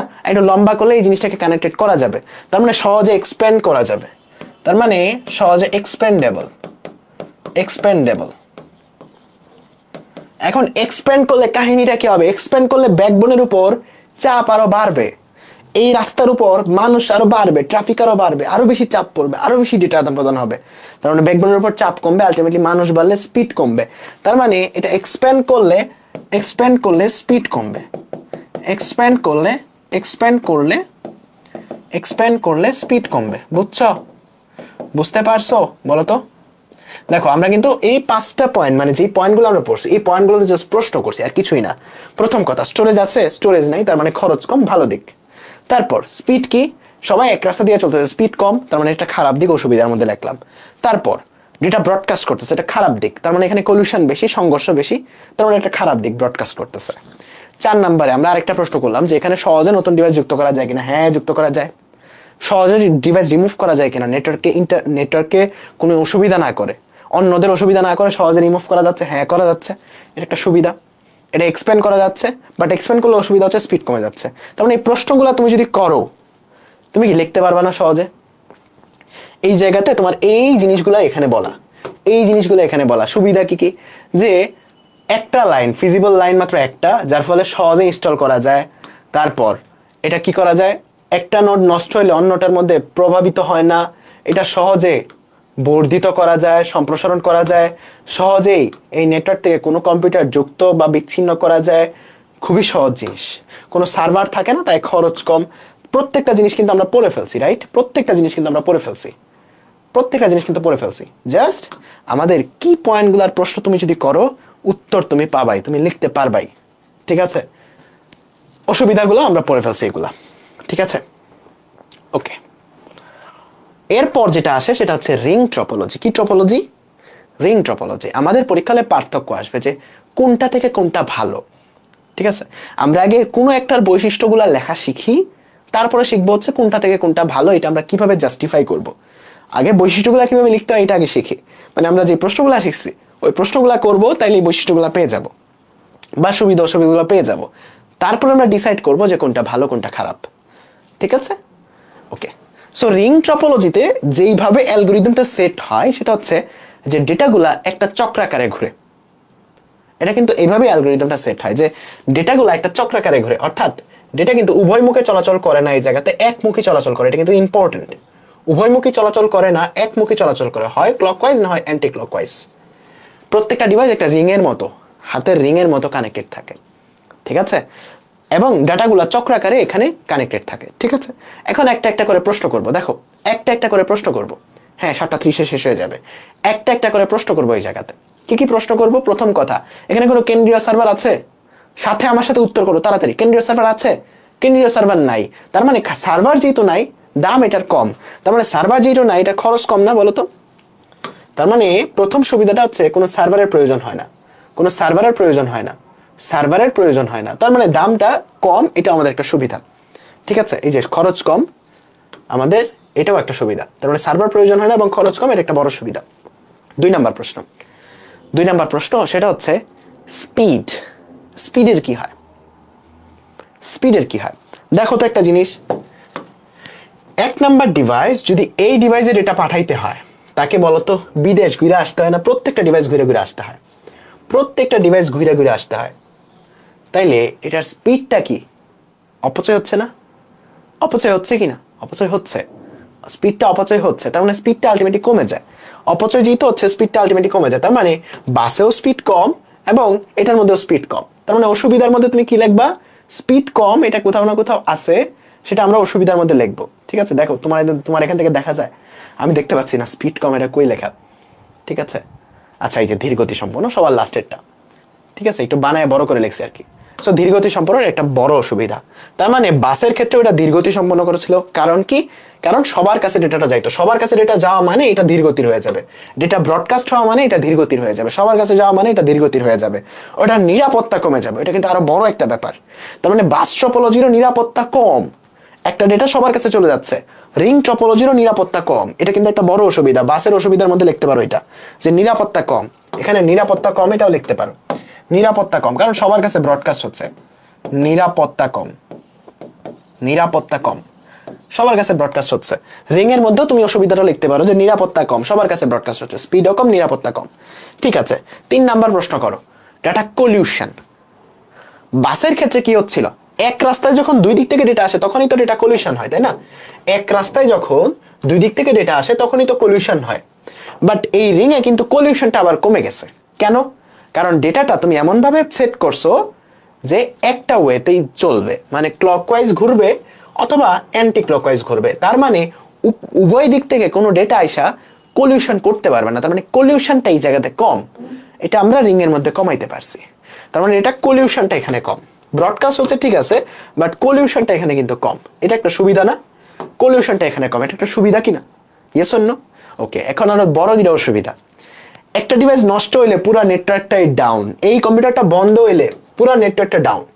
দেখো, পুরো নেটওয়ার্ক কিন্তু অফিস হয়ে গেছে। এই ডিভাইসের ডেটা আর এই ডিভাইসে আসতে পারবে না, কারণ এই যখন ঘুরে ঘুরে আসতে চাবে এই ডিভাইসটা নষ্ট আর আসতে পারবে না। কারণ একটা ডিভাইস নষ্ট হইলে পুরো ডিভাইস মানে পুরো নেটওয়ার্ক ডাউন। তার মানে একটা ডিভাইস বা একটা নোড নষ্ট হইলে পুরো নেটওয়ার্কটা ডাউন হয়ে যায়। একটা ডিভাইস নষ্ট হইলে পুরো নেটওয়ার্কটা ডাউন হয়ে যায়, পুরো নেটওয়ার্কটা ডাউন হয়ে যায়। সহজে নতুন ডিভাইস যুক্ত করা যায় না ভাই। এখানে নতুন ডিভাইস যুক্ত হলে এখানে তার কাটতে হবে, তার কাইটা এখানে একটা কম্পিউটার যুক্ত করতে হবে, পুরো নেটওয়ার্কটা কিছুক্ষণ ডাউন থাকবে নতুন ডিভাইস যুক্ত করতে। এটা কিন্তু ভালো না। তোমার ইন্টারনেট প্রোভাইডার যদি তোমাকে বলে যে তোমার বাসার ইন্টারনেট 1 ঘন্টা অফ থাকবে, কেন? সে আরেকজনের কানেকশন দিবে, তুমি তাদের পিটাইবা ধইরা। তার মানে এটা কিন্তু একটা খারাপ দিক, খুব সহজে নতুন ডিভাইস যুক্ত করা যায় না। তার মানে নতুন ডিভাইস যুক্ত করা যায় কিনা এবং এবং তোমার হচ্ছে একটা ডিভাইস নষ্ট হলে কি হয়, দুটোই কিন্তু আমরা অসুবিধার মধ্যে লিখতে পারতেছি। নতুন ডিভাইস যুক্ত করা যায় না, আবার একটা ডিভাইস নষ্ট হলে পুরো নেটওয়ার্কটা ডাউন হয়ে যায়। তার মানে এটা সহজে এক্সপেন্ডেবলও না, কারণ নতুন ডিভাইস তুমি খুব সহজে যুক্ত করতে পারতেছো না, মানে সহজে এটা এক্সপেন্ডও করতে পারতেছো না। আর এক্সপেন্ড করলে এখানে স্পিডও কমে যাচ্ছে, কারণ যত বেশি ডিভাইস আসবে তোমার তত বেশি ডেটা এখানে ঘোরা লাগবে একটা লাইনের মাধ্যমে, তার মানে স্পিডটাও কমে যাচ্ছে। সবগুলা দিক মিলে এটা আসলে বাস থেকেও আরো খারাপ। এই রিংটা হচ্ছে সবচেয়ে খারাপ একটা টপোলজি, এটা আমরা একটু পরে পড়বো যদিও, বাট সবচেয়ে খারাপ। খারাপ কেন? খারাপ হচ্ছে এটা এক্সপ্লেন করা যায় না, এটার মধ্যে নতুন ডিভাইস যুক্ত করা যায় না, একটা ডিভাইস নষ্ট হলে পুরো নেটওয়ার্ক ডাউন হয়ে যায়। এই দিকগুলো হচ্ছে অনেক বেশি খারাপ, যে কারণে রিংটা হচ্ছে সবচেয়ে খারাপ। ঠিক আছে, বাসও খারাপ, বাট খারাপের মধ্যে আরো খারাপ হচ্ছে রিং। ঠিক আছে, দুইজনই খারাপ, এর মধ্যে আরো খারাপ হচ্ছে রিং। বুঝতে পারছো বলো তো? ব্রডকাস্টকে সুবিধা হিসেবে নেওয়া হয় না, ব্রডকাস্ট একটা অসুবিধা। ব্রডকাস্ট একটা বড় অসুবিধা, ব্রডকাস্ট একটা অসুবিধা, কারণ ব্রডকাস্ট কখনো সুবিধা হতে পারে না। বুঝতে পারছো বলো তো? রিং এবং বাসের বৈশিষ্ট্যগুলো লিখতে পারবে না? বলো, রিং এবং বাসের বৈশিষ্ট্যগুলো লিখতে পারবে না সবাই? লিখতে পারবা কিনা? পারবা? ঠিক আছে। এরপর আসে হচ্ছে আমাদের স্টার। ওকে, হাফ তো ইউজ হয় না, এই জায়গাতে মূলত ইউজ হয় হচ্ছে, এই জায়গাতে ইউজ হয় হচ্ছে মূলত আমাদের, এই জায়গাতে ইউজ হয় হচ্ছে আমাদের মূলত তোমার স্টার, মানে তোমার হচ্ছে সুইচ ইউজ হয়। ঠিক আছে, এখানে লেখা হাব, বাট হাব তো আর আমরা ইউজ করি না, সুইচ ইউজ করি। তার মানে কেন্দ্রীয় একটা সুইচ ইউজ করি আমরা হচ্ছে এই জায়গাতে, কেন্দ্রীয় একটা সুইচ ইউজ করি হচ্ছে আমরা এই জায়গাতে। স্টার টপোলজি, এটা দেখতে কিসের মতো বলো তো? দেখতে স্টারের মতো, তারার মতো। ঠিক আছে, তারার মতো, তারা যেরকম 4 5 4টা আঙুল, এরকম স্টারের মতো দেখতে। ঠিক আছে, সো কাঠামোটা কি রকম? কাঠামোটা হচ্ছে কেন্দ্রীয় একটা সুইচের সাথে সবাই যুক্ত থাকে, কেন্দ্রীয় একটা সুইচের সাথে সবাই যুক্ত থাকে। ঠিক আছে, কেন্দ্রীয় একটা সুইচের সাথে সবাই যুক্ত থাকে, কেন্দ্রীয় একটা সুইচের সাথে সবাই যুক্ত থাকে। ঠিক আছে, কাঠামোটা বুঝছো? ওকে, কাঠামোটা যদি বুঝে থাকো, এখন একটা একটা করে প্রশ্ন করো। ভাই, কেন্দ্রীয় সুইচ লাগতেছে বা কেন্দ্রীয় সার্ভার লাগতেছে, দামটা কি বাড়বে না সুইচের জন্য? বলো তো, দামটা বাড়বে নাকি বাড়বে না বলো? এখানে কেন্দ্রীয় সুইচের প্রয়োজন, সুইচ যেহেতু লাগতেছে, দামটা বাড়বে কিনা? দামটা বাড়বে। অথবা এভাবে মনে রাখতে পারো, জিনিস যেটা ভালো দামটা একটু বেশি, এটা একটু ভালো, তার মানে এটার দামটা একটু বেশি হবে। তার মানে সুইচ লাগতেছে, প্রথম প্রশ্নে আমরা উত্তর পাইলাম কি? দাম বেশি। দাম বেশি ভালো দিক না খারাপ দিক? দাম বেশি খারাপ দিক। তার মানে যাবে কই? যাবে হচ্ছে অসুবিধার মধ্যে। তার মানে দাম বেশি ব্যয়বহুল, এই যে দেখো এটা গেছে অসুবিধার মধ্যে। ঠিক আছে, প্রথম প্রশ্নের উত্তর পেয়ে গেলাম, অসুবিধার মধ্যে গেল। তারপরের প্রশ্ন, স্পিড বেশি নাকি কম? এখানে দেখো প্রত্যেকটা ডিভাইস তাদের ডেডিকেটেড লাইন ইউজ করে, ডেডিকেটেড লাইন ইউজ করে, এবং এই সুইচটা কিন্তু ডেটা ফিল্টারিং করে, এই সুইচটা কিন্তু ডেটা ফিল্টারিং করে, অর্থাৎ ব্রডকাস্ট করে না, নির্দিষ্ট মানুষের ডেটা নির্দিষ্ট মানুষের কাছে পাঠায়। তাইলে বলো তো, এই যে লাইনটা, এই লাইনটার স্পিডটা কি প্রপারলি ইউটিলাইজ হবে না? প্রপারলি ইউটিলাইজ হবে, এখানে কিন্তু কোনো ঝামেলা হচ্ছে না, সংঘর্ষ কিন্তু কম হচ্ছে। তার মানে সংঘর্ষও কম হচ্ছে, স্পিডটাও আমরা বেশি পাচ্ছি। তার মানে এটা কি ভালো দিক না বলো তো? কোথায় লেখা আছে একটু দেখো তো? সংঘর্ষ কম হয়, স্পিডটাও বেশি হয়, তার মানে ডেটা চলাচলের স্পিডটাও বেশি, পলিউশনও কম হয়। তার মানে দুইটা প্রশ্নের উত্তর পেয়ে গেলাম।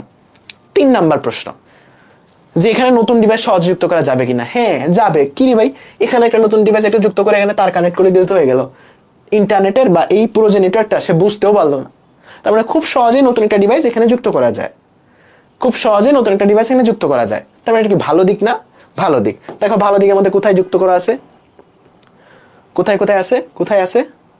দেখো, একটা ডিভাইস নষ্ট হইলে এই নেটওয়ার্কে কোনো একটা ঝামেলা হয় না, কিছুই হয় না, প্রভাবিত হয় না, যে কোনো নোড যুক্ত করা একদম ইজিলি যুক্ত করা যায়। তার মানে খুব সহজে একটা ডিভাইস যুক্ত করতে পারবা। এটা মনে করো নষ্ট হইলো, নেটওয়ার্ক টেরও পাইতো না, এটা নষ্ট হলে তো ওই বাকিগুলোর তো কিছু যায় আসে না, তাই না? তারা তো নিজের মতো চলতে থাকলো, সমস্যাই নেই। তার মানে একটা ডিভাইস নষ্ট হইলেও নেটওয়ার্ক টের পায় না, নতুন ডিভাইস যুক্ত হইলেও নেটওয়ার্ক টের পায় না, এগুলো কিন্তু ভালো দিক। ঠিক আছে, তার মানে খুব সহজে নতুন ডিভাইস যুক্ত করা যায়, খুব সহজে নষ্ট ডিভাইস রিমুভ করা যায়। তারপর এক্সপ্যান্ড করা যায় কিন্তু খুব সহজে, এটা খুব সহজে তুমি এক্সপ্যান্ড করতে পারবা, খুব সহজে এক্সপ্যান্ড করতে পারবা। অন্য নেটওয়ার্ক পুরোটা টেরও পাবে না এক্সপ্যান্ড করলে। ঠিক আছে, বলো লিখতে পারবা? জাস্ট প্রশ্নগুলো করলে কিন্তু উত্তরগুলো পেয়ে যাচ্ছ, যে খুব সহজে যুক্ত করা যায়, খুব সহজে হচ্ছে নেটওয়ার্ক প্রভাবিত হয় না, মানে প্রভাবিত হয় না একটা নষ্ট হইলে। তারপর ডেটা চলাচলের স্পিড বেশি, পলিউশন কম, দামটা একটু বেশি। এখানে একটা অসুবিধা হচ্ছে যে এই কেন্দ্রীয় সুইচটা যদি নষ্ট হয়ে যায় তাহলে ডিভাইসটা অকেজো হয়ে যায়। কেন্দ্রীয় সুইচটা যদি নষ্ট হয়ে যায় তাহলে ডিভাইসটা অকেজো হয়ে যায়, বা পুরো নেটওয়ার্কটা অকেজো হয়ে যায়। বাট একটা ডিভাইসকে আসলে মেনটেন করাটা তুলনামূলক সহজ, এটা আমরা মেনটেন করতে পারবো। সো নষ্ট হইতে আমরা দিব না এত সহজে। ঠিক আছে, ওকে, বলো লিখতে পারবা? লিখতে পারবা বলো তো, লিখতে পারবা? তার মানে হাব বা কেন্দ্রীয় যে সুইচটা, এটা নষ্ট হয়ে গেলে নেটওয়ার্কটা অকার্যকর হয়ে যায়। কেন্দ্রীয় ডিভাইসের উপর নেটওয়ার্কটা নির্ভরশীল, এটাও একটা অসুবিধা। এটা কি নিরাপত্তাটা বেশি নাকি কম? অবশ্যই নিরাপত্তাটা রিং এবং বাস থেকে বেশি, কারণ এখানে ডেটাটা ফিল্টারিং হয়, যারটা তার কাছেই যায়, সবার কাছে ব্রডকাস্ট হয় না। তার মানে এই স্ট্রাকচারে নিরাপত্তাটা বেশি। এটা তুমি লিখবা সুবিধায় যে নিরাপত্তাটা বেশি। এই যে দেখো একটা পয়েন্ট কিন্তু আছে, নিরাপত্তাটা বেশি, নিরাপত্তাটা বেশি, রিং এবং বাসের তুলনায় নিরাপত্তাটা বেশি। লিখতে পারতেছো না? পারতেছো কিন্তু। তাহলে বলো যে এই প্রশ্নগুলা যদি তুমি জিজ্ঞেস করো, তুমি কি একদম পানির মতো তুমি লিখতে পারবা না বলো তো? একদম পানির মতো লিখতে পারবা না? লিখতে পারবা। এখানে নেটওয়ার্কটা এক্সপ্যান্ড করলেও কিন্তু স্পিডের কোনো কিছু যায় আসে না, কারণ সবাইরে যখন তুমি এক্সপ্যান্ড করতেছো সবাই নিজেদের একক লাইন ইউজ করতেছে, একজনেরটা আরেকজন টান দিচ্ছে না, একজনেরটার মধ্যে আরেকজন টান দিচ্ছে না, ভাগ বসাচ্ছে না। সো স্পিডের কিন্তু কিছু যায় আসতেছে না। লিখতে পারবা না? জাস্ট প্রশ্নগুলা করবা, তাইলে কিন্তু হয়ে গেছে। যে কি দাম বেশি কিনা, সার্ভার লাগতেছে কিনা, স্পিড কেমন, সংঘর্ষ হচ্ছে কিনা, নতুন ডিভাইস যুক্ত করা যাচ্ছে কিনা, সহজে রিমুভ করা যাচ্ছে কিনা, নেটওয়ার্কটা বড় করা যাচ্ছে কিনা, বড় করলে কাহিনী কি হবে, দ্যাটস ইট। প্রশ্নগুলা করবা, দেখবে লাইফ ইজি। ঠিক আছে, তারপর যেই নেটওয়ার্ক কাঠামোটা আসে সেটা হচ্ছে আমাদের মেশ টপোলজি। মেশ টপোলজির কাঠামোটা কিরকম? সবগুলা ডিভাইস সবগুলোর সাথে যুক্ত থাকে, সবগুলা ডিভাইস ডেডিকেটেডলি সবগুলোর সাথে যুক্ত থাকে। তাইলে প্রথম অসুবিধা এখানে দেখেই যেটা মনে হচ্ছে, যেখানে কেবল অনেক বেশি, কেবল যেহেতু বেশি, এটার দামটা বেশি হবে না বলো তো? কেবলের একটা খরচ আছে না, কেবলের খরচের কারণে দামটা বেশি হবে না? তার মানে কেবল যেহেতু এখানে বেশি, প্রত্যেকটার সাথে যুক্ত, কেবলের কারণে এখানে কিন্তু দামটা বেশি, খরচটা বেশি।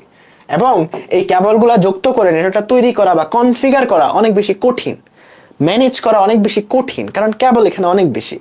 সো এই স্ট্রাকচারটা দেখেই তুমি দুইটা পার্থক্য লিখে ফেলতে পারবা, যে এখানে মেনটেন করা অনেক কঠিন, এখানে কেবলের দামটা অনেক বেশি। এখানে কতগুলো কেবল লাগে এটা তুমি ম্যাথমেটিক্সে পড়বা, যখন তুমি প্রবাবিলিটি এন্ড তোমার হচ্ছে পড়বা, প্রবাবিলিটি না, তোমরা যখন পড়বা কি জানি, পারমুটেশন এন্ড কম্বিনেশন পড়বা। ওই যে সুপার 30 মুভিতে দেখছো না, যে 30 জন মানুষ একজনের সাথে হ্যান্ডশেক করলে কতগুলো হ্যান্ডশেক করা যায়, এখানেও ঠিক তাই, যে 5টা কম্পিউটার বা n সংখ্যক কম্পিউটার প্রত্যেকের সাথে যুক্ত থাকলে বা প্রত্যেকের সাথে হ্যান্ডশেক করলে কতগুলো হ্যান্ডশেক হয়। সো এখানে নাম্বারটা হয় হচ্ছে NC2, এতগুলা কেবল তোমার প্রয়োজন হয়। NC2 এতগুলা কেবল তোমার প্রয়োজন হয়, NC2 এতগুলা কেবল তোমার প্রয়োজন হয়। এটা কিন্তু সর্বোচ্চ, ম্যাক্সিমাম এতগুলা কেবল তোমার প্রয়োজন হয়। এখন ম্যাশ হইতে হইলে নট নেসেসারি, এই টপিকটা কিন্তু খুব বেশি মনে রাখবা, ম্যাশ হইতে হইলে নট নেসেসারি যে এখানে NC2 বা সবগুলোর সাথে কানেক্টেড থাকতে হবে, এটা কিন্তু নেসেসারি না। মনে করো এই যে এরকম, এটা কি কাঠামো বলতো? এটা কি কাঠামো? এটা কি কাঠামো বলতো? কি কাঠামো এটা? Ring, right? রিং কাঠামো, তাই না? একদিকে ডেটা ফ্লো হচ্ছে, রিং কাঠামো না? রিং এর মতো রিং কাঠামো। এর থেকে যদি আরেকটা কেবল বেশি থাকে তাইলে এটা কি হয়ে যাবে? তাইলে এটা মেশের পর্যায়ে চলে যাবে, তখন এটা রিং থাকবে না। তার তখন এটাকে তুমি কি বলবা? তখন এটাকে মেশ বলবা। তার মানে রিং এর ক্ষেত্রে তো ডেটাটা একদিকে আদান প্রদান হচ্ছে, ডেটা যদি উভয় দিকে আদান প্রদান হয় তখনই তুমি এটাকে মেশ বলবা, মানে মেশ টপোলজি হচ্ছে সর্বোচ্চ সংখ্যক সবগুলোর সাথে কানেক্টেড থাকতে পারে, বাট যদি সবগুলোর সাথে কানেক্টেড নাও থাকে তারপরেও সেখানে মেশ হইতে পারে। ঠিক আছে, রিং থেকে যদি জাস্ট একটা কেবল বেশি থাকে তাইলে সেটা মেশ। মনে রাখবা, রিং থেকে যদি জাস্ট একটা কেবল বেশি থাকে তাইলে এটা মেশ, রিং থেকে যদি একটা কেবল বেশি থাকে তাইলে এটা মেশ। ওকে, সো পার্থক্যগুলো খুব সহজে আমরা লিখতে পারতেছি, যে এখানে কেবল বেশি, তার দাম বেশি, মেনটেন করা কঠিন। জাস্ট প্রশ্নগুলা করা, আমরা এখন ওই প্রশ্নগুলা করি নাই, আমাদের প্রশ্নগুলা করি নাই, দেখা মাত্র আরেকটা জিনিস আমরা লিখতে পারতেছি, সিকিউরিটি এখানে অনেক বেশি, কারণ সবচেয়ে বেশি সিকিউরিটি এই জায়গাতে।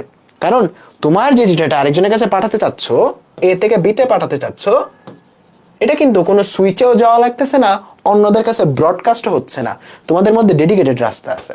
তোমার 5 জন বন্ধুর প্রত্যেকের বাসা থেকে প্রত্যেকের বাসার যাওয়ার জন্য স্পেশাল ডেডিকেটেড রাস্তা আছে। তখন তোমার কি নিরাপত্তাটা বেশি না? নিরাপত্তাটা বেশি। তার মানে এই জায়গাতে নিরাপত্তাটা সবচেয়ে বেশি। নিরাপত্তাটা কি সবচেয়ে বেশি বাকি তিনটার তুলনায়। স্টারে কিন্তু নিরাপত্তাটা এর থেকে কম, কারণ স্টারে কিন্তু অ্যাটলিস্ট তোমার সুইচে কিন্তু ইনফরমেশনটা যাচ্ছে। সো নিরাপত্তাটা একটু কমে যাচ্ছে। সুইচটা যদি হ্যাক করা যায় তাইলে তোমার ইনফরমেশনটা কিন্তু হ্যাক করা পসিবল। এখন আমাদের প্রশ্নগুলো করি তো। স্পিড কি এখানে বেশি হবে না? প্রত্যেকে ডেডিকেটেড রাস্তা ভাই, একটা ফাঁকা রাস্তা যদি তোমার জন্য ডেডিকেটেড থাকে, যদি টান দিবা, তার মানে এখানে স্পিডটা কি হবে বলো তো? বেশি। এটা একটা সুবিধা। তার মানে স্পিডটা এখানে বেশি। স্পিডটা বেশি কই লেখা আছে কোথাও? যাই হোক, তোমরা এখানে পেয়ে যাবা যে স্পিড বেশি। এখানে তোমরা এই জিনিসটা লিখতে পারবা যে স্পিড বেশি, তুমি খুব সহজ লিখতে পারবা। তার মানে স্পিড বেশি। খুব সহজে নতুন ডিভাইস যুক্ত করা যাবে কি? খুব সহজে যুক্ত করা যাবে কি? না, খুব সহজে যুক্ত করা যাবে না, কারণ সবগুলোর সাথে কানেক্ট করতে হবে। হ্যাঁ, যুক্ত করা যাবে, যুক্ত করা যাবে, বাট একটু সময় সাপেক্ষ, একটু সময় সাপেক্ষ। বাট তোমার নেটওয়ার্কে কিন্তু কোনো ঝামেলা হবে না। একটা ডিভাইস যুক্ত যদি করো, নেটওয়ার্ক কিন্তু নেটওয়ার্কের মতোই আছে, সেখানে কিন্তু কোনো ঝামেলা হচ্ছে না। নেটওয়ার্ক কিন্তু সেটা আগের মতোই চলতেছে, ওটার মধ্যে কোনো ঝামেলা নাই। তার মানে একটা নতুন ডিভাইস যুক্ত করা যায়। একটা ডিভাইস নষ্ট হইলেও নেটওয়ার্কে কোনো সমস্যা হয় না, কারণ সবার সাথে সবার কানেক্টেড আছে। নেটওয়ার্কে কোনো সমস্যা হয় না। নেটওয়ার্কটা খুব সহজে এক্সপ্যান্ডও করা যায়। খুব সহজে না, বাট এক্সপ্যান্ড করা যায়। খুব সহজে না, কিন্তু এক্সপ্যান্ড করা যায়। এক্সপ্যান্ড করা যায়, এবং এক্সপ্যান্ড করলেও স্পিডে কোনো তফাৎ হয় না, কারণ প্রত্যেকে ডেডিকেটেড লাইন ইউজ করতেছে। বুঝছো?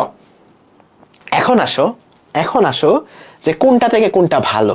পরীক্ষায় প্রশ্ন আসলে কি করবো আমরা? এরপরে ট্রি টপোলজিটা পড়বো। কোনটা থেকে কোনটা ভালো? আমি যেটা বলতেছি সবসময় এটা মনে রাখবা। ট্রি টপোলজি হচ্ছে একটা হাইব্রিড টপোলজি। হাইব্রিড সবসময় ভালো। হাইব্রিড সবসময় ভালো, ঠিক আছে? হাইব্রিড সবসময় ভালো। ট্রি হচ্ছে একটা হাইব্রিড টপোলজি, ঠিক আছে? One kind of hybrid topology হচ্ছে ট্রি টপোলজি, ঠিক আছে? হাইব্রিড সবসময় ভালো, তার মানে ট্রি সবচেয়ে ভালো। ট্রি টপোলজি সবচেয়ে ভালো, হাইব্রিড সবসময় ভালো। কারণ হাইব্রিড তুমি এই কারণেই বানাও যেন সবগুলা ভালো বৈশিষ্ট্য তোমার কাছে আসে। তার মানে হাইব্রিড তুমি এই কারণেই বানাও যেন ভালো বৈশিষ্ট্যগুলো তোমার কাছে আসে। এর থেকে কম ভালো হচ্ছে মেশ টপোলজি। কোনটা? মেশ। এর থেকে কম ভালো হচ্ছে স্টার টপোলজি। কোনটা? Star topology. এর থেকে কম ভালো হচ্ছে তোমার বাস টপোলজি। আর সবচেয়ে খারাপ হচ্ছে রিং টপোলজি। এখন ডিরেক্টলি এইটুকু মুখস্থ করলেই হয়ে যাবে না। এইটুকু মুখস্থ করে তুমি ডিরেক্টলি যে বলে দিতে পারবা এমন না, একটু ঝামেলা আছে এই জায়গাতে, একটু ঝামেলা আছে। দেখো, খেয়াল রাখবা, তোমাকে যদি আমি ট্রি টপোলজির সাথে বাকি সবগুলো তুলনা করতে বলি, যে কোনোটা তুলনা করতে বলি, মনে করো উদ্দীপকে এরকম আসছে ট্রি টপোলজি আর মেশ টপোলজির পার্থক্য বা কোনটা ভালো। Sound problem? আচ্ছা দাঁড়াও তো। হ্যালো, হ্যালো, শুনতে পাচ্ছ? Hello, clear? ঠিক আছে, এখন ক্লিয়ার। সো আমি যদি তোমাকে এইরকম বলি যে ট্রি টপোলজির সাথে বাকি সবগুলার কম্পারিজন করো, মনে করো উদ্দীপকে আমি বললাম ট্রি ভালো নাকি মেশ ভালো, অথবা ট্রি ভালো নাকি স্টার ভালো, ট্রি ভালো নাকি তোমার হচ্ছে বাস ভালো, ট্রি ভালো নাকি রিং ভালো, চোখ অফ করে কোনটা ভালো? ট্রি ভালো। সবচেয়ে ভালো হচ্ছে ট্রি। তার মানে ট্রি এর সাথে যদি কোনোটার কম্পারিজন বলে, সবচেয়ে ভালো ট্রি। আবার রিং এর সাথে যদি কোনোটার কম্পারিজন বলে, তাহলে সবচেয়ে খারাপ হচ্ছে রিং। মনে করো বাস আর রিং এর পার্থক্য বললো বা কোনটা ভালো ব্যাখ্যা করতে বললো, ভালো কোনটা? ভালো বাস, খারাপ হচ্ছে রিং। স্টার আর রিং এর কম্পারিজন বললো, তুমি ডিরেক্টলি বলে দিতে পারবা খারাপ হচ্ছে রিং, ভালো হচ্ছে স্টার। মেশ এবং রিং এর পার্থক্য বললো, তুমি বলবা খারাপ হচ্ছে রিং, ভালো হচ্ছে মেশ। ঠিক আছে?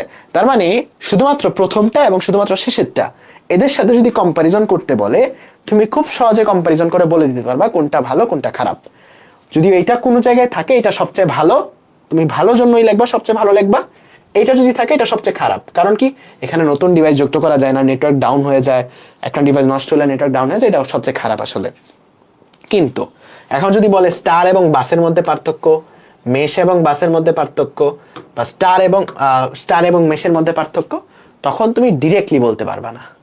হ্যাঁ, ইন জেনারেল মেশ ভালো, ইন জেনারেল স্টার ভালো, ইন জেনারেল বাস ভালো, এন্ড এই সিকোয়েন্সটা ফলো করবে ইন জেনারেল। কিন্তু কিছু কিছু স্পেশাল কেসে এটার উত্তরটা ডিফারেন্ট হইতে পারে।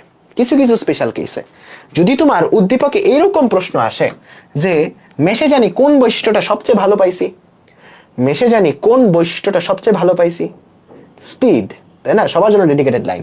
যদি তোমার স্পিডটা কনসার্ন থাকে যে সবচেয়ে বেশি স্পিড পাইতে হবে, তখন তোমার বলবা মেশ ভালো। স্টারে জানি কোন জিনিসটা পাইছি বলতো, স্টারে জানি কোন জিনিসটা ডেডিকেটেড পাইছি বলতো, স্টারে জানি কোন জিনিসটা পাইছি বলতো। ট্রি টপোলজি ছাড়াও আরো বিভিন্ন প্রকারের হাইব্রিড টপোলজি আছে। হ্যাঁ, আরো বিভিন্ন প্রকারের হাইব্রিড টপোলজি হতে পারে, যে কোনো প্রকারের হাইব্রিড টপোলজি তোমার হইতে পারে। ঠিক আছে, সো তোমাকে যদি বলা হয় যে স্পিডের বেসিসে ভাগ করো, তখন তুমি বলবা যে মেশ টপোলজি স্পিডটা অনেক বেশি ভালো।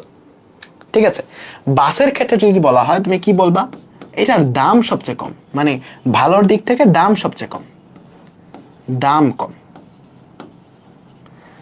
আর স্টারের ক্ষেত্রে তোমার কি বলা হয় বলতো, স্টারের ক্ষেত্রে তুমি কিসের ভিত্তিতে বলবা, স্টারের ক্ষেত্রে, স্টারের ক্ষেত্রে স্পিড, মেশের ক্ষেত্রে তো স্পিড বেশি, বাসের ক্ষেত্রে দাম বেশি, স্টারের ক্ষেত্রে স্পেশাল কোন বৈশিষ্ট্যটা আমরা পাইছি, স্পেশাল কোন বৈশিষ্ট্যটা স্টারের ক্ষেত্রে আমরা পাইছি।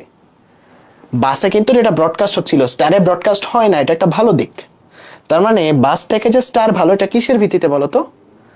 যদি এরকম হয় যে আমাদের নিয়ন্ত্রণ, আমরা একটা সুইচকে নিয়ন্ত্রণ করে কিন্তু করতে পারতেছি, সো নিয়ন্ত্রণের ভিত্তিতে যদি আমাদের ভাগ করতে হয়, তখন কিন্তু আমাদের স্টারটা আবার ভালো। সো ইন জেনারেল দেখো প্রশ্নগুলো কিন্তু একটু কনফিউজিং হতে পারে। দেখো খুব সহজ, বাকি সবগুলোর সাথে যদি, দেখো সবগুলোর সাথে যদি রিং এর কম্পারিজন বলে, সবগুলোর সাথে যদি রিং এর কম্পারিজন বলে, তুমি এই রিং রে খারাপই বানাবা, এটা সবচেয়ে খারাপ। বাকি যে কোনোটা এটার সাথে কম্পারিজন করো, এটা বাকিগুলো ভালো। ট্রি এর সাথে যদি বাকি যে কোনোটার কম্পারিজন হয়, ট্রি সবচেয়ে ভালো। ঠিক আছে, এতটুকু ক্লিয়ার? পরীক্ষা হলে সবচেয়ে বেশি যেটা আসবে, পরীক্ষা হলে সবচেয়ে বেশি যেটা আসবে সেটা আসবে হচ্ছে এইটা, স্টার, স্টার এবং রিং এর মধ্যে পার্থক্য। পরীক্ষা হলে সবচেয়ে বেশি আসবে স্টার এবং রিং এর মধ্যে পার্থক্য, স্টার এবং রিং এর মধ্যে পার্থক্য, অথবা বাস অথবা রিং এর মধ্যে পার্থক্য। তার মানে রিং এর সাথে যখন পার্থক্যটা তোমার লিখতে হবে, তখন তুমি খুব ইজিলি লিখে ফেল, খারাপ বাকিগুলো ভালো। বাট যখন স্টার এবং বাসের মধ্যে পার্থক্য বলবে, তুমি ডিরেক্টলি উত্তরটা প্রথম লাইনে দিবা না যে স্টার বাস থেকে ভালো।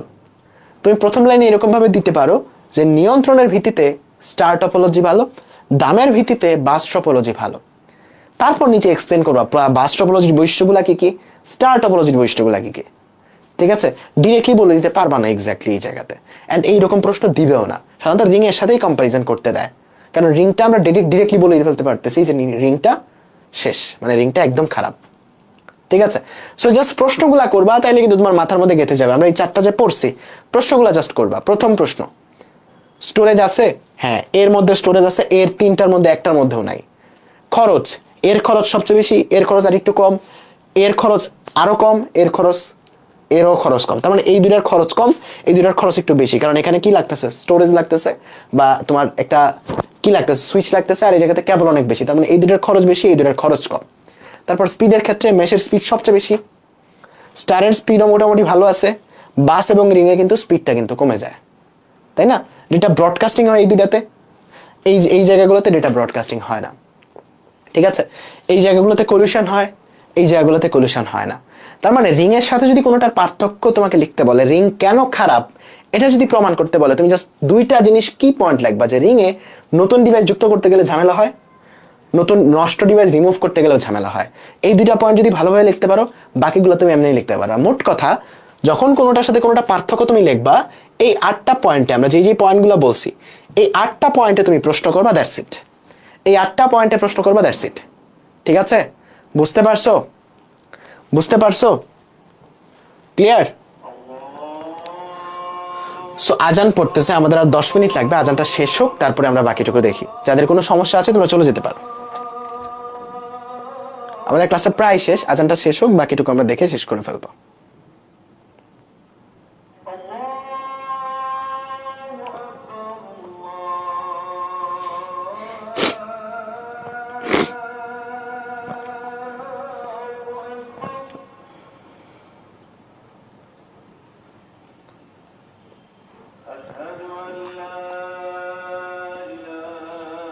আমাদের আর একটা ছোট্ট টপিক বাকি আছে, সেটার জন্য আরেকটা ক্লাস আমাদের লাগবে না। সো আজকে এই অধ্যায়টা শেষ হয়ে যাবে আমাদের।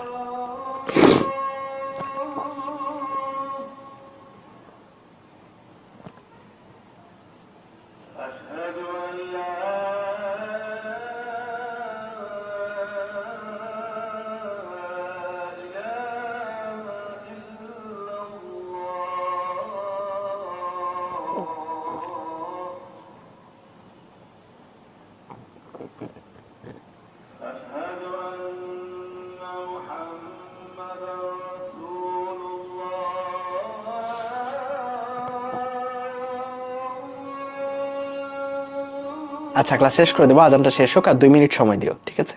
শেষ করে দিব।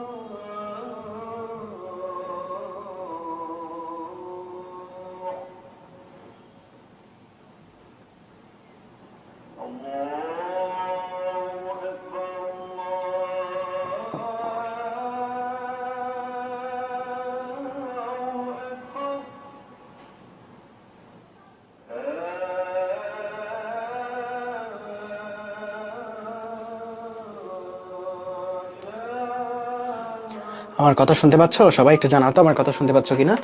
ঠিক আছে, আমাকে আর 10টা মিনিট সময় দাও, তারপরে তোমরা ছুটি নিয়ে নিও, সমস্যা নাই। আর 10টা মিনিট সময় দাও, ঘড়ি ধরে 10টা মিনিট। 7টা 34 বাজে, ঠিক 7টা 45 পর্যন্ত আমাকে সময় দাও, ঠিক আছে? 10টা মিনিট সময় দাও আমাকে, ঠিক আছে? সো যেটা বলতেছিলাম, এই 5টার মধ্যে কম্পারিজন যদি আসে, যদি ট্রি বলে সবচেয়ে ভালো, সবচেয়ে ভালো, যদি রিং বলে সবচেয়ে খারাপ, এই রিং এর সাথে যে কোনোটা যদি কম্পারিজন করতে বলে, তুমি রিংটাকে খারাপ বানাবা, বাকিটাকে ভালো বানাবা, ঠিক আছে? পরীক্ষা হলে এটাই আসবে, বাস এবং রিং এর মধ্যে পার্থক্য বা কোনটা ভালো, স্টার এবং রিং এর মধ্যে পার্থক্য কোনটা ভালো। তুমি জাস্ট ওই আমাদের যে কি পয়েন্টগুলো আছে 8টা, ওই 8টা কি পয়েন্টে প্রশ্ন করবা। দাম, স্পিড, সংঘর্ষ, নতুন ডিভাইস যুক্ত করা যায় কিনা, নতুন ডিভাইস যুক্ত করলে কি হয়, একটা ডিভাইস নষ্ট করলে রিমুভ করা যায় কিনা, কত সহজে বড় করা যায়, বড় করলে কাহিনী কি হয়। এই প্রশ্নগুলো তুমি যদি করো, তুমি প্রত্যেকটা জিনিসের পার্থক্য তুমি লিখতে পারবা, ঠিক আছে? প্রত্যেকটা জিনিসের পার্থক্য তুমি লিখতে পারবা, প্রত্যেকটা জিনিসের পার্থক্য তুমি লিখতে পারো। আমাকে 45 পর্যন্ত একটু কষ্ট করে টাইম দাও, ঠিক আছে? এখন আসি হচ্ছে হাইব্রিড টপোলজি। হাইব্রিড টপোলজি কাকে বলে? যখন এক বা একাধিক টপোলজি একটার সাথে একটা যুক্ত থাকে, তখন সেটাকে বলা হয় হাইব্রিড টপোলজি। এন্ড হাইব্রিড কেন ভালো? কারণ হাইব্রিডে আমরা সবগুলা মার্জ করে সবগুলার যে ভালো দিকগুলা ওইগুলাকে নেয়ার চেষ্টা করি। যেমন এই জায়গাতে দেখো, একটা রিং, একটা মেশ, একটা স্টার, একটা বাস, তিনটা একসাথে মিলে একটা হাইব্রিড টপোলজি যুক্ত হয়েছে। সো হাইব্রিড টপোলজি মিলেই মূলত আমাদের নর্মাল বাসাবাড়ি নেটওয়ার্কগুলো তৈরি হয়। এখন ট্রি টপোলজি একটা হাইব্রিড টপোলজি, এটা কেমনে? দেখো, ট্রি টপোলজির স্ট্রাকচারটা হচ্ছে এরকম। ট্রি টপোলজির স্ট্রাকচারটা হচ্ছে এরকম যে তোমার এই জায়গাতে কেন্দ্রীয় একটা সার্ভার থাকে, ওই সার্ভার থেকে তোমার এই জায়গাতে অনেকগুলা নোডে অনেকগুলা সুইচ যুক্ত থাকে। এখানে একটা সুইচ, এখানে একটা সুইচ, এখানে একটা সুইচ। বোঝার চেষ্টা করো, একটু ওয়েট করো, বোঝার চেষ্টা করো। এখানে মনে করো আরেকটা কম্পিউটার, এখানে মনে করো আরেকটা কম্পিউটার, এখানে একটা, এখানে একটা, এখানে একটা, এখানে একটা, এদের নিচে মনে করো এখানে একটা, এখানে একটা। সো তোমার যে কাঠামোটা হয় এইরকম যে এটার সাথে এটা কানেক্টেড থাকে, এটার সাথে এটা কানেক্টেড থাকে, এটার সাথে এটা কানেক্টেড থাকে, তারপর এটার সাথে বাকিগুলা কানেক্টেড থাকে এইরকম, এটার সাথে বাকিগুলা কানেক্টেড থাকে এইরকম। কাইন্ড অফ একটা গাছের মতো, একটা শিকড় থেকে যেরকম গাছের ডালপালাগুলো ছড়িয়ে যায়, এখানেও একটা শিকড় থেকে গাছের ডালপালাগুলো ছড়িয়ে যায়, ঠিক এরকম। দেখো এটাকে যদি উল্টা করে দেখো তাহলে কিন্তু তোমার একটা গাছের মতো মনে হবে। সো এটাকে কেন হাইব্রিড বলতেছি, প্রথম কথা কেন হাইব্রিড বলতেছি খেয়াল করে দেখো। তুমি যদি এতটুকু জিনিসকে একসাথে দেখো, দেখো এতটুকু জিনিসকে একটা বাস টপোলজির মতো না, দেখো তো বাসের মতো দেখা যায় কিনা। দেখো একটা সেন্ট্রাল লাইন এটার সাথে কিন্তু যুক্ত, এটা এইটুকু একটা বাসের মতো দেখা যায়, ইয়েস অর নো? ইয়েস, একটা বাসের মতো দেখা যায়, এটা বাস টপোলজির মতো দেখা যায়, ইয়েস, একটা বাস টপোলজির মতো দেখা যায়। তার মানে এইটুকু হচ্ছে একটা বাস টপোলজির মতো। আবার তুমি যদি ইন্ডিভিজুয়ালি প্রত্যেকটাকে দেখো, এইটুকু কি আবার একটা স্টার টপোলজির মতো। তার মানে ট্রি টপোলজি মূলত, ট্রি টপোলজি মূলত, ট্রি টপোলজি মূলত একটা বাস টপোলজি এবং একটা স্টার টপোলজি, এদের সংমিশ্রণ। একটা বাস টপোলজি এবং একটা স্টার টপোলজি, এদের সংমিশ্রণ। সো যেহেতু একটা হাইব্রিড টপোলজি, বাস এবং স্টারের সম্মিলিত গঠিত, মানে সমন্বয়ে গঠিত, এই জায়গাতে বাসের যে সুবিধাগুলো সেগুলোও তুমি পাও, স্টারের যে সুবিধাগুলো সেগুলোও তুমি পাও। বাসের সুবিধাগুলোও তুমি পাও, স্টারের সুবিধাগুলোও পাও। সো বাসের সুবিধাগুলো আর স্টারের সুবিধাগুলো কি ছিল মনে আছে? স্টারের সুবিধাগুলো কি ছিল? যে স্টারের সুবিধাগুলো ছিল হচ্ছে যে যেকোনো একটা নোড, বা বাসের সুবিধাগুলো ছিল হচ্ছে যেকোনো একটা নোড নষ্ট হলে সহজে সেটা রিমুভ করা যাবে, নেটওয়ার্কে কোনো ইফেক্ট ফেলে না। এখানেও কিন্তু সেটা তাই, যে যেকোনো একটা নোড নষ্ট হলে, তুমি একটু দেখো তো, সম্পূর্ণ নেটওয়ার্ক কিন্তু নষ্ট হচ্ছে না, যেকোনো একটা নোড নষ্ট হলে শুধুমাত্র ওইটা নষ্ট, পুরো নেটওয়ার্ক কিন্তু ঠিক আছে। তেমন একটা ভালো দিক। আবার প্রশ্ন করো, তুমি প্রশ্ন করো হচ্ছে দামের ক্ষেত্রে, হ্যাঁ এখানে হয়তো দামটা একটু বেশি এবং এই নেটওয়ার্কটা তৈরি করা হয়তো একটু কঠিন, ঠিক আছে, কিন্তু তোমার আলটিমেটলি এই জায়গাতে কিন্তু স্পিডটা কিন্তু বেড়ে যাচ্ছে। কারণটা কি? প্রত্যেকটা কম্পিউটার তাদের ডেডিকেটেড লাইন ইউজ করতেছে, প্রত্যেকটা কম্পিউটার ডেডিকেটেড লাইন ইউজ করতেছে। তারপর আসো এক্সপেন্ডেবলের ক্ষেত্রে, এই জায়গাতে তুমি সেন্ট্রাল লাইনটা, তোমার যে বাস টপোলজির মতো এই যে এই লাইনটা, এটা এক্সপেন্ড করে কিন্তু খুব সহজে এটাকে আরো এক্সপেন্ড করতে পারো। অ্যান্ড এক্সপেন্ড করলে এই জায়গাতে কিন্তু স্পিডটাও কিন্তু বেশি ইফেক্ট পড়ে না, কারণ এই যে ব্রাঞ্চগুলো আছে এই ব্রাঞ্চগুলো কিন্তু তাদের নিজস্ব লাইন ইউজ করতেছে, প্রত্যেকের ডিভাইস প্রত্যেকের নিজস্ব লাইন ইউজ করতেছে। সো আলটিমেটলি স্পিডেও তেমন বেশি ইফেক্ট পড়ে না, ঠিক আছে। সবচেয়ে বড় সুবিধাটা হচ্ছে এই জায়গাতে যে একদম সেন্টার যে তোমার ডাটাবেসটা আছে বা সেন্টার যে সার্ভারটা আছে, একদম রুট সার্ভারটা, এটা যদি নষ্ট হয়ে যায় পুরো নেটওয়ার্কটা কিন্তু ডাউন হয়ে যায়। এটাই একটা বড় অসুবিধা ট্রি টপোলজির, এটাই একটা বড় অসুবিধা, যেটা একটু জটিল। তার মানে এটা তৈরি করাটা একটু কঠিন। একদম রুট সার্ভারে যদি ঝামেলা হয় তাইলেই কিন্তু একদম কি পুরো নেটওয়ার্কটা অকার্যকর হয়ে যাবে এবং বাস্তবায়ন ব্যয় অপেক্ষাকৃত বেশি।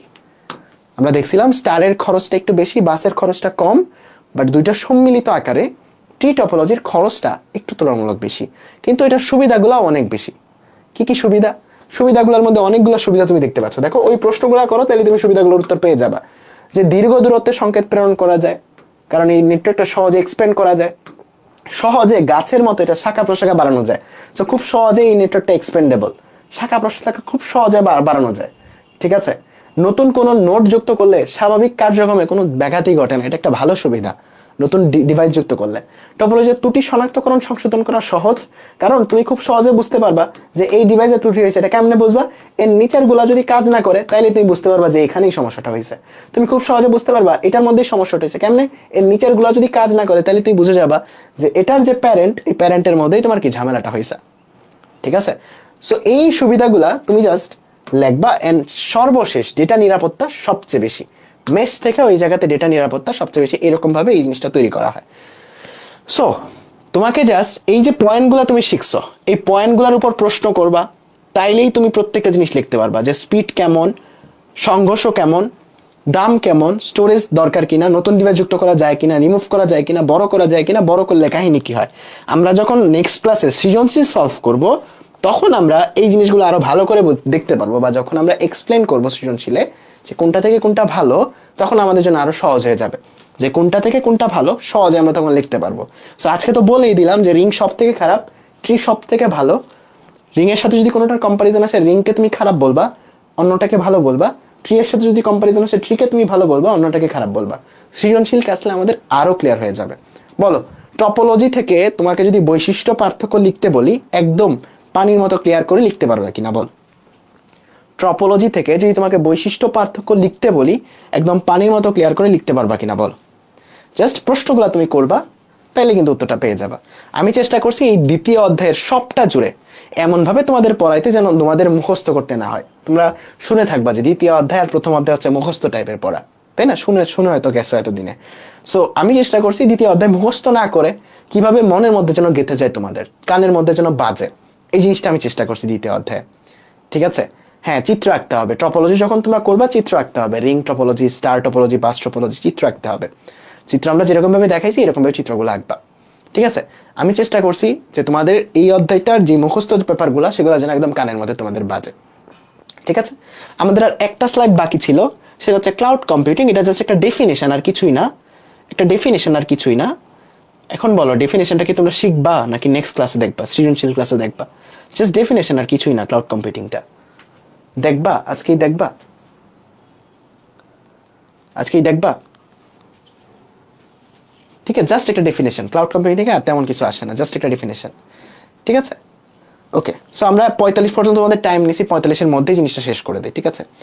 দেখো, এটা খুবই মজার একটা কাহিনী। এখন গল্প বলতেছি, ক্লাস করাচ্ছি না, ক্লাস কিন্তু শেষ। মনে করো যে তুমি মেশিন লার্নিং করাচ্ছ বা এআই তৈরি করতেছো।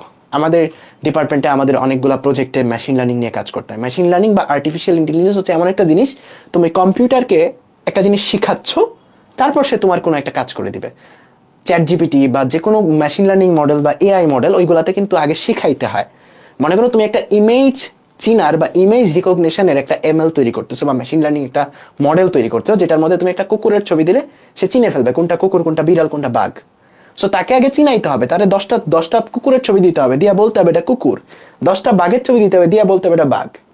তখন সে চিনে যাবে এবং তোমার কোনো একটা কাজ করে দিতে পারবে। সো দেখা যায় যে যখন এরকম এমএল গুলা বা আমরা মেশিন লার্নিং গুলা বা এআই যখন তৈরি করি, এই জিনিসগুলো যখন তুমি তৈরি করবা, মডেলগুলো যখন রান করবা, তোমার নিজের ডিভাইসে দেখা যায় রান করা যায় না। যেমন আমাদের অনেকগুলো প্রজেক্টে আমাদের হয়তো 12,000 ইমেজ দিয়ে একটা মডেল তৈরি করতে হয়, তাকে 12,000 ইমেজ দিয়ে চিনাইতে হয় যে এগুলো চিনে রাখো, এগুলো চিনে রাখো, এগুলো চিনে রাখো, যেন আননোন কোন একটা ইমেজ দিলে সে আমাকে বলতে পারে যে এটা হচ্ছে এইটা। ঠিক আছে? সো 12,000 ইমেজ দিয়ে প্রসেস করা তোমার নর্মাল কম্পিউটারের পক্ষে সেটা সম্ভব না। তখন আমরা কি করি? তখন আমরা করি হচ্ছে গুগলের একটা প্ল্যাটফর্ম আছে, ক্লাউডে, ওইটা আমরা ইউজ করতে পারি। সো ব্যাপারটা হচ্ছে এরকম যে গুগলের একটা কম্পিউটার বা একটা প্রসেসর ওইটা আমাদের জন্য অ্যাসোসিয়েট করে দেয়। সো আমরা ওই জায়গাতে অনেক বড় বড় ক্যালকুলেশন করতে পারি, অনেক হার্ড ক্যালকুলেশন, যেগুলো তোমার নর্মাল কম্পিউটারে হয়তো অনেক সময় লাগবে, অনেক প্রসেসিং টাইম লাগবে, সেগুলো হচ্ছে আমরা ক্লাউডে করি। ক্লাউড বলতে কি বোঝায়? ক্লাউড বলতে বোঝা হচ্ছে কাইন্ড অফ মেঘের মতো একটা কনসেপ্ট, যে আমার বাসায় একটা কম্পিউটার নাই, আমি দূরবর্তী কোনো একটা কম্পিউটার অ্যাক্সেস করে কোনো একটা কাজ করতে চাচ্ছি। তার মানে ক্লাউড কম্পিউটিং এর কনসেপ্ট হচ্ছে এরকম, যে তোমার বাসায় একটা ফিজিক্যাল ডিভাইস নাই, তুমি যদি দূরবর্তী কোনো একটা কম্পিউটার অ্যাক্সেস করে কোনো একটা কাজ করাও, তখন সেটাকে বলা হয় ক্লাউড কম্পিউটিং। যেমন গুগলের এরকম অনেক সার্ভিস আছে যেখান থেকে তুমি ওদের দূরবর্তী কোনো একটা সার্ভার বা দূরবর্তী কোনো একটা কম্পিউটার তুমি ইউজ করতে পারবা। সো এরকম বড় বড় রিসার্চের কাজগুলোতে সাধারণত এই জিনিসটা ইউজ হয়, যে নিজের কম্পিউটারে আসলে এটা চালানো সম্ভব না বা অনেক সময় লাগে, সেক্ষেত্রে দূরবর্তী কোনো একটা কম্পিউটারকে যখন তুমি ইউজ করো, ওই যে প্রক্রিয়াটা, এটাকে বলা হয় ক্লাউড কম্পিউটিং। ঠিক আছে? তার মানে ক্লাউড কম্পিউটিং বলতে কি বোঝায়, ডেফিনেশনটা কানের মধ্যে বাজছে কিনা একটু বলো তো। ক্লাউড কম্পিউটিং হচ্ছে এমন একটা কনসেপ্ট যেখানে কোনো একটা কম্পিউটার ফিজিক্যালি এক্সিস্ট করে না, দূরবর্তী স্থান থেকে কোনো একটা কম্পিউটারকে আমরা অ্যাক্সেস করে কোনো একটা কাজ করাই, ওই যে কনসেপ্টটা, ওই কনসেপ্টটাকে বলা হয় ক্লাউড কম্পিউটিং। মানে ফিজিক্যালি কম্পিউটারটা এক্সিস্ট করতেছে না, দূরবর্তী স্থান থেকে তুমি একটা কাজ করায় আনতেছো, দূরবর্তী স্থান থেকে কোনো একটা কম্পিউটার তুমি ইউজ করতেছো, সেই কনসেপ্টটাকে বলা হয় ক্লাউড কম্পিউটিং। কাইন্ড অফ মেঘের মধ্যে কম্পিউটারটা আছে, সেটা তুমি ইউজ করতেছো। সো কনসেপ্টটা খুবই মজার এন্ড অনেক বেশি কাজের। সো এটার কিছু সুবিধা আছে। কি কি সুবিধা? 3টা বড় বড় সুবিধা আছে। এই 3টা বড় বড় সুবিধা তোমাদের এমসিকিউ এর মধ্যে আসতে পারে, যে কি কি সুবিধা ক্লাউড কম্পিউটিং এর। একটা হচ্ছে resource scalability, pay as you go এবং অন ডিমান্ড। দেখো, প্রথমে হচ্ছে স্কেলেবিলিটি।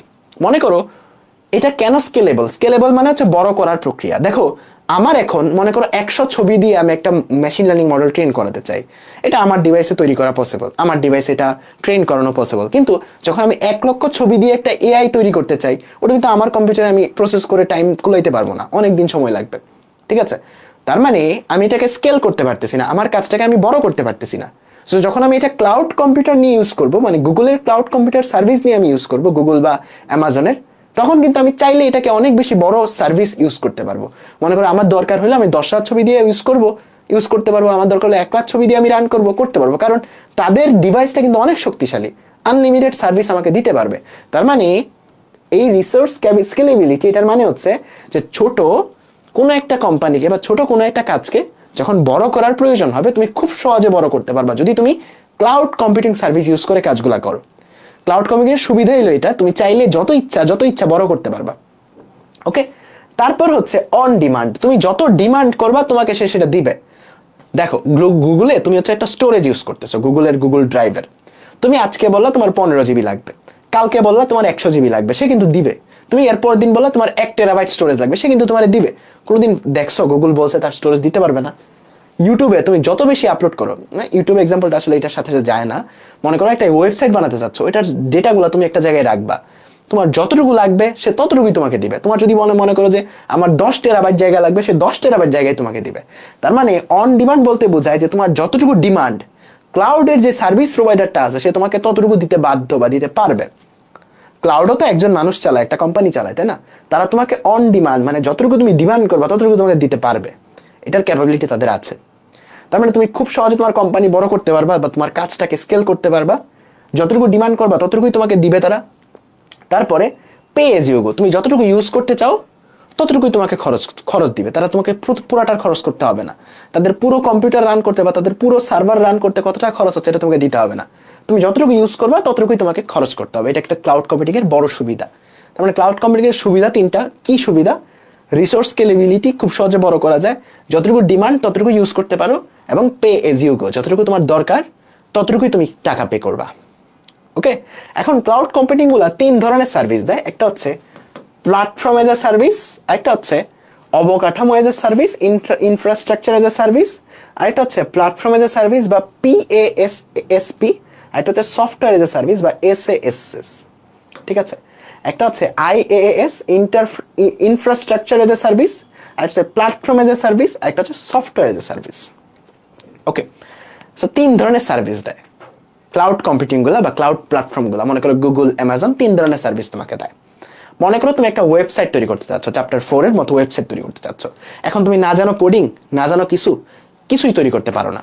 মনে করো তুমি একটা ফর্ম তৈরি করতে চাচ্ছ যেখানে মানুষের ডেটা তুমি কালেক্ট করবা, তুমি কিছুই জানো না। সো তুমি কি ইউজ করবা? Google form. So Google form তুমি যদি বানাইতে চাও, তুমি যদি গুগল ফর্ম ইউজ করতে চাও, গুগল ফর্ম ইউজ করে যদি কোনো একটা ডেটা কালেক্ট করতে চাও, তোমার কি HTML জানা লাগে? বলো তো, HTML জানা লাগে? কেমনে সার্ভারে স্টোর করতে, এগুলো জানা লাগে? জানা কিন্তু লাগে না। তার মানে পুরো গুগল প্ল্যাটফর্মটাই তোমার জন্য পুরোটা কাজ করে দিচ্ছে। না তোমার জানা লাগতেছে কোডিং, না তোমার জানা লাগতেছে স্টোরেজ সম্পর্কে কোনো আইডিয়া, না সার্ভার সম্পর্কে কোনো আইডিয়া, কিছুই তোমার জানা লাগতেছে না। সো এই সার্ভিসটাকে বলি আমরা সফটওয়্যার এজ এ সার্ভিস, যখন তোমাকে ডিরেক্টলি সফটওয়্যারটা দিয়ে দেয় আর কোনো কিছুই তোমার জানার প্রয়োজন হয় না, এটাকে বলি আমরা কি? Software as a service. যেমন গুগল ডক আমরা ইউজ করি বা গুগল ফর্ম আমরা ইউজ করি, এগুলোকে বলা হয় সফটওয়্যার এজ এ সার্ভিস, যেখানে তোমার কিছুই জানা লাগতেছে না। ওকে, এখন মনে করো প্ল্যাটফর্ম এজ এ সার্ভিস। এখন প্ল্যাটফর্ম এজ এ সার্ভিসটা হচ্ছে যে তুমি কিছু জানো, তুমি HTML লিখতে পারো, ঠিক আছে, HTML দিয়ে ফর্ম বানাইতে পারো। এখন এটা পাবলিশ করার জন্য তোমাকে হয়তো কারো হেল্প লাগবে, যে গুগলের সার্ভারে হয়তো তোমার সেটা রাখতে হবে বা ফায়ারবেজে হয়তো সেটা তোমার রাখতে হবে। সো তখন তুমি তাদের কাছ থেকে একটা সার্ভিস ইউজ করো যে ভাই আমার ওয়েবসাইটটা আপনাদের এখানে রাখলে আপনি এটা সবাইরে দেখানোর একটা অ্যাক্সেস করে দেন, মানে পাবলিশ করার জন্য আমরা যে কাজটা করি। সো তখন এই সার্ভিসটাকে বলা হয় প্ল্যাটফর্ম এজ এ সার্ভিস। যখন তুমি কিছুই জানো না, সবটাই তার সে দেয়, সেটাকে বলা হয় সফটওয়্যার এজ এ সার্ভিস। যখন তুমি অল্প কিছু জানো, ছোট একটা কোম্পানি, তখন যেই সার্ভিসটা তার কাছ থেকে নাও, যতটুকু সার্ভিস, সেটাকে বলা হয় প্ল্যাটফর্ম এজ এ সার্ভিস।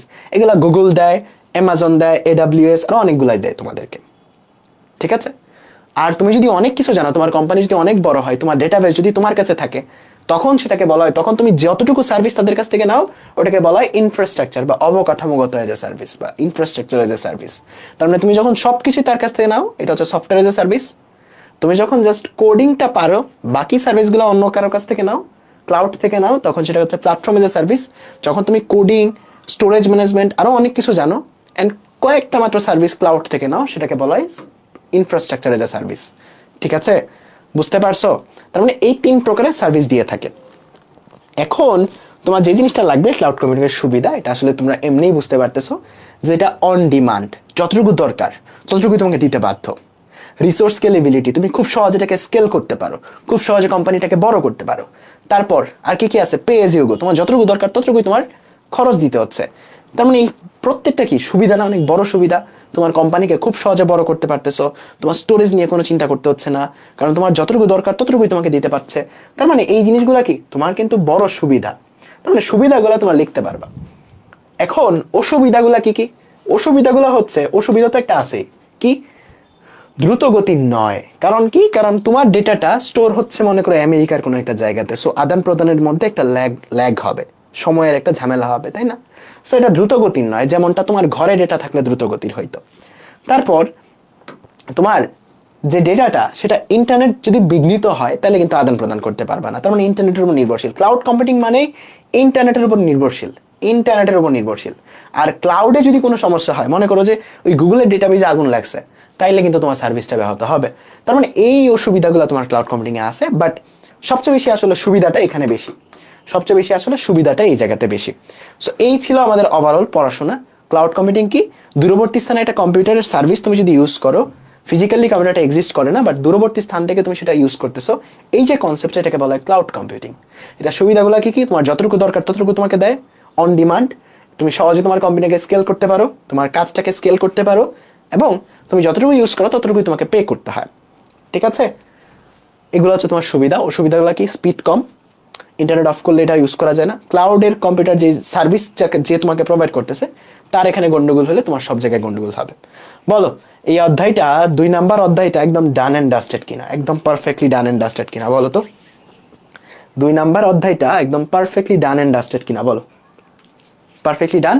একটা ছবি তুলি তোমাদের সাথে, এটা তোমাদের গ্রুপে পোস্ট করবো যে 2 নাম্বার অধ্যায় শেষ। একটু ওয়েট করো। ঠিক আছে, একটা ছবি তুলি।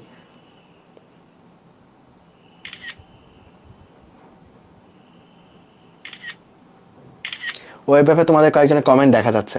ঠিক আছে, সো 2 নাম্বার অধ্যায়টা ছিল হচ্ছে একটু মুখস্থ টাইপের। আমি চেষ্টা করছি তোমাদের যেন মুখস্থ না করে যেন পরীক্ষা হলে নিজে থেকে লিখতে পারো। ঠিক আছে, এই চেষ্টাটা আমি করছি। এখন কি, পরীক্ষা হলে তুমি যদি একবার রিভিশন দাও, একবার পুরো খাতাটা, নিজের কানে বাজবে না জিনিসগুলা? বাজবে আশা করি। সো আমার তরফ থেকে সর্বোচ্চ চেষ্টাটা করছি। এখন তোমার তরফ থেকে যদি চেষ্টাটা করো, দুইটার চেষ্টা যখন একসাথে লাগবে তখন একটা ভালো কিছু করা সম্ভব। সো নিজে একটু চেষ্টা করো, ঠিক আছে, ভালো করে একটু পড়াশোনা করো, তাইলেই হয়ে যাবে অধ্যায়টা শেষ। ওকে, সো ভালো থেকো সবাই, ইনশাল্লাহ দেখা হবে নেক্সট ক্লাসে, যেখানে আমরা এই অধ্যায়ের সিকিউ এবং এমসিকিউ গুলো পড়বো। ওকে, সো টাটা, ভালো থেকো সবাই, দেখা হবে ইনশাল্লাহ নেক্সট ক্লাসে। রবিবারে আমরা ওই ক্লাসটা করবো।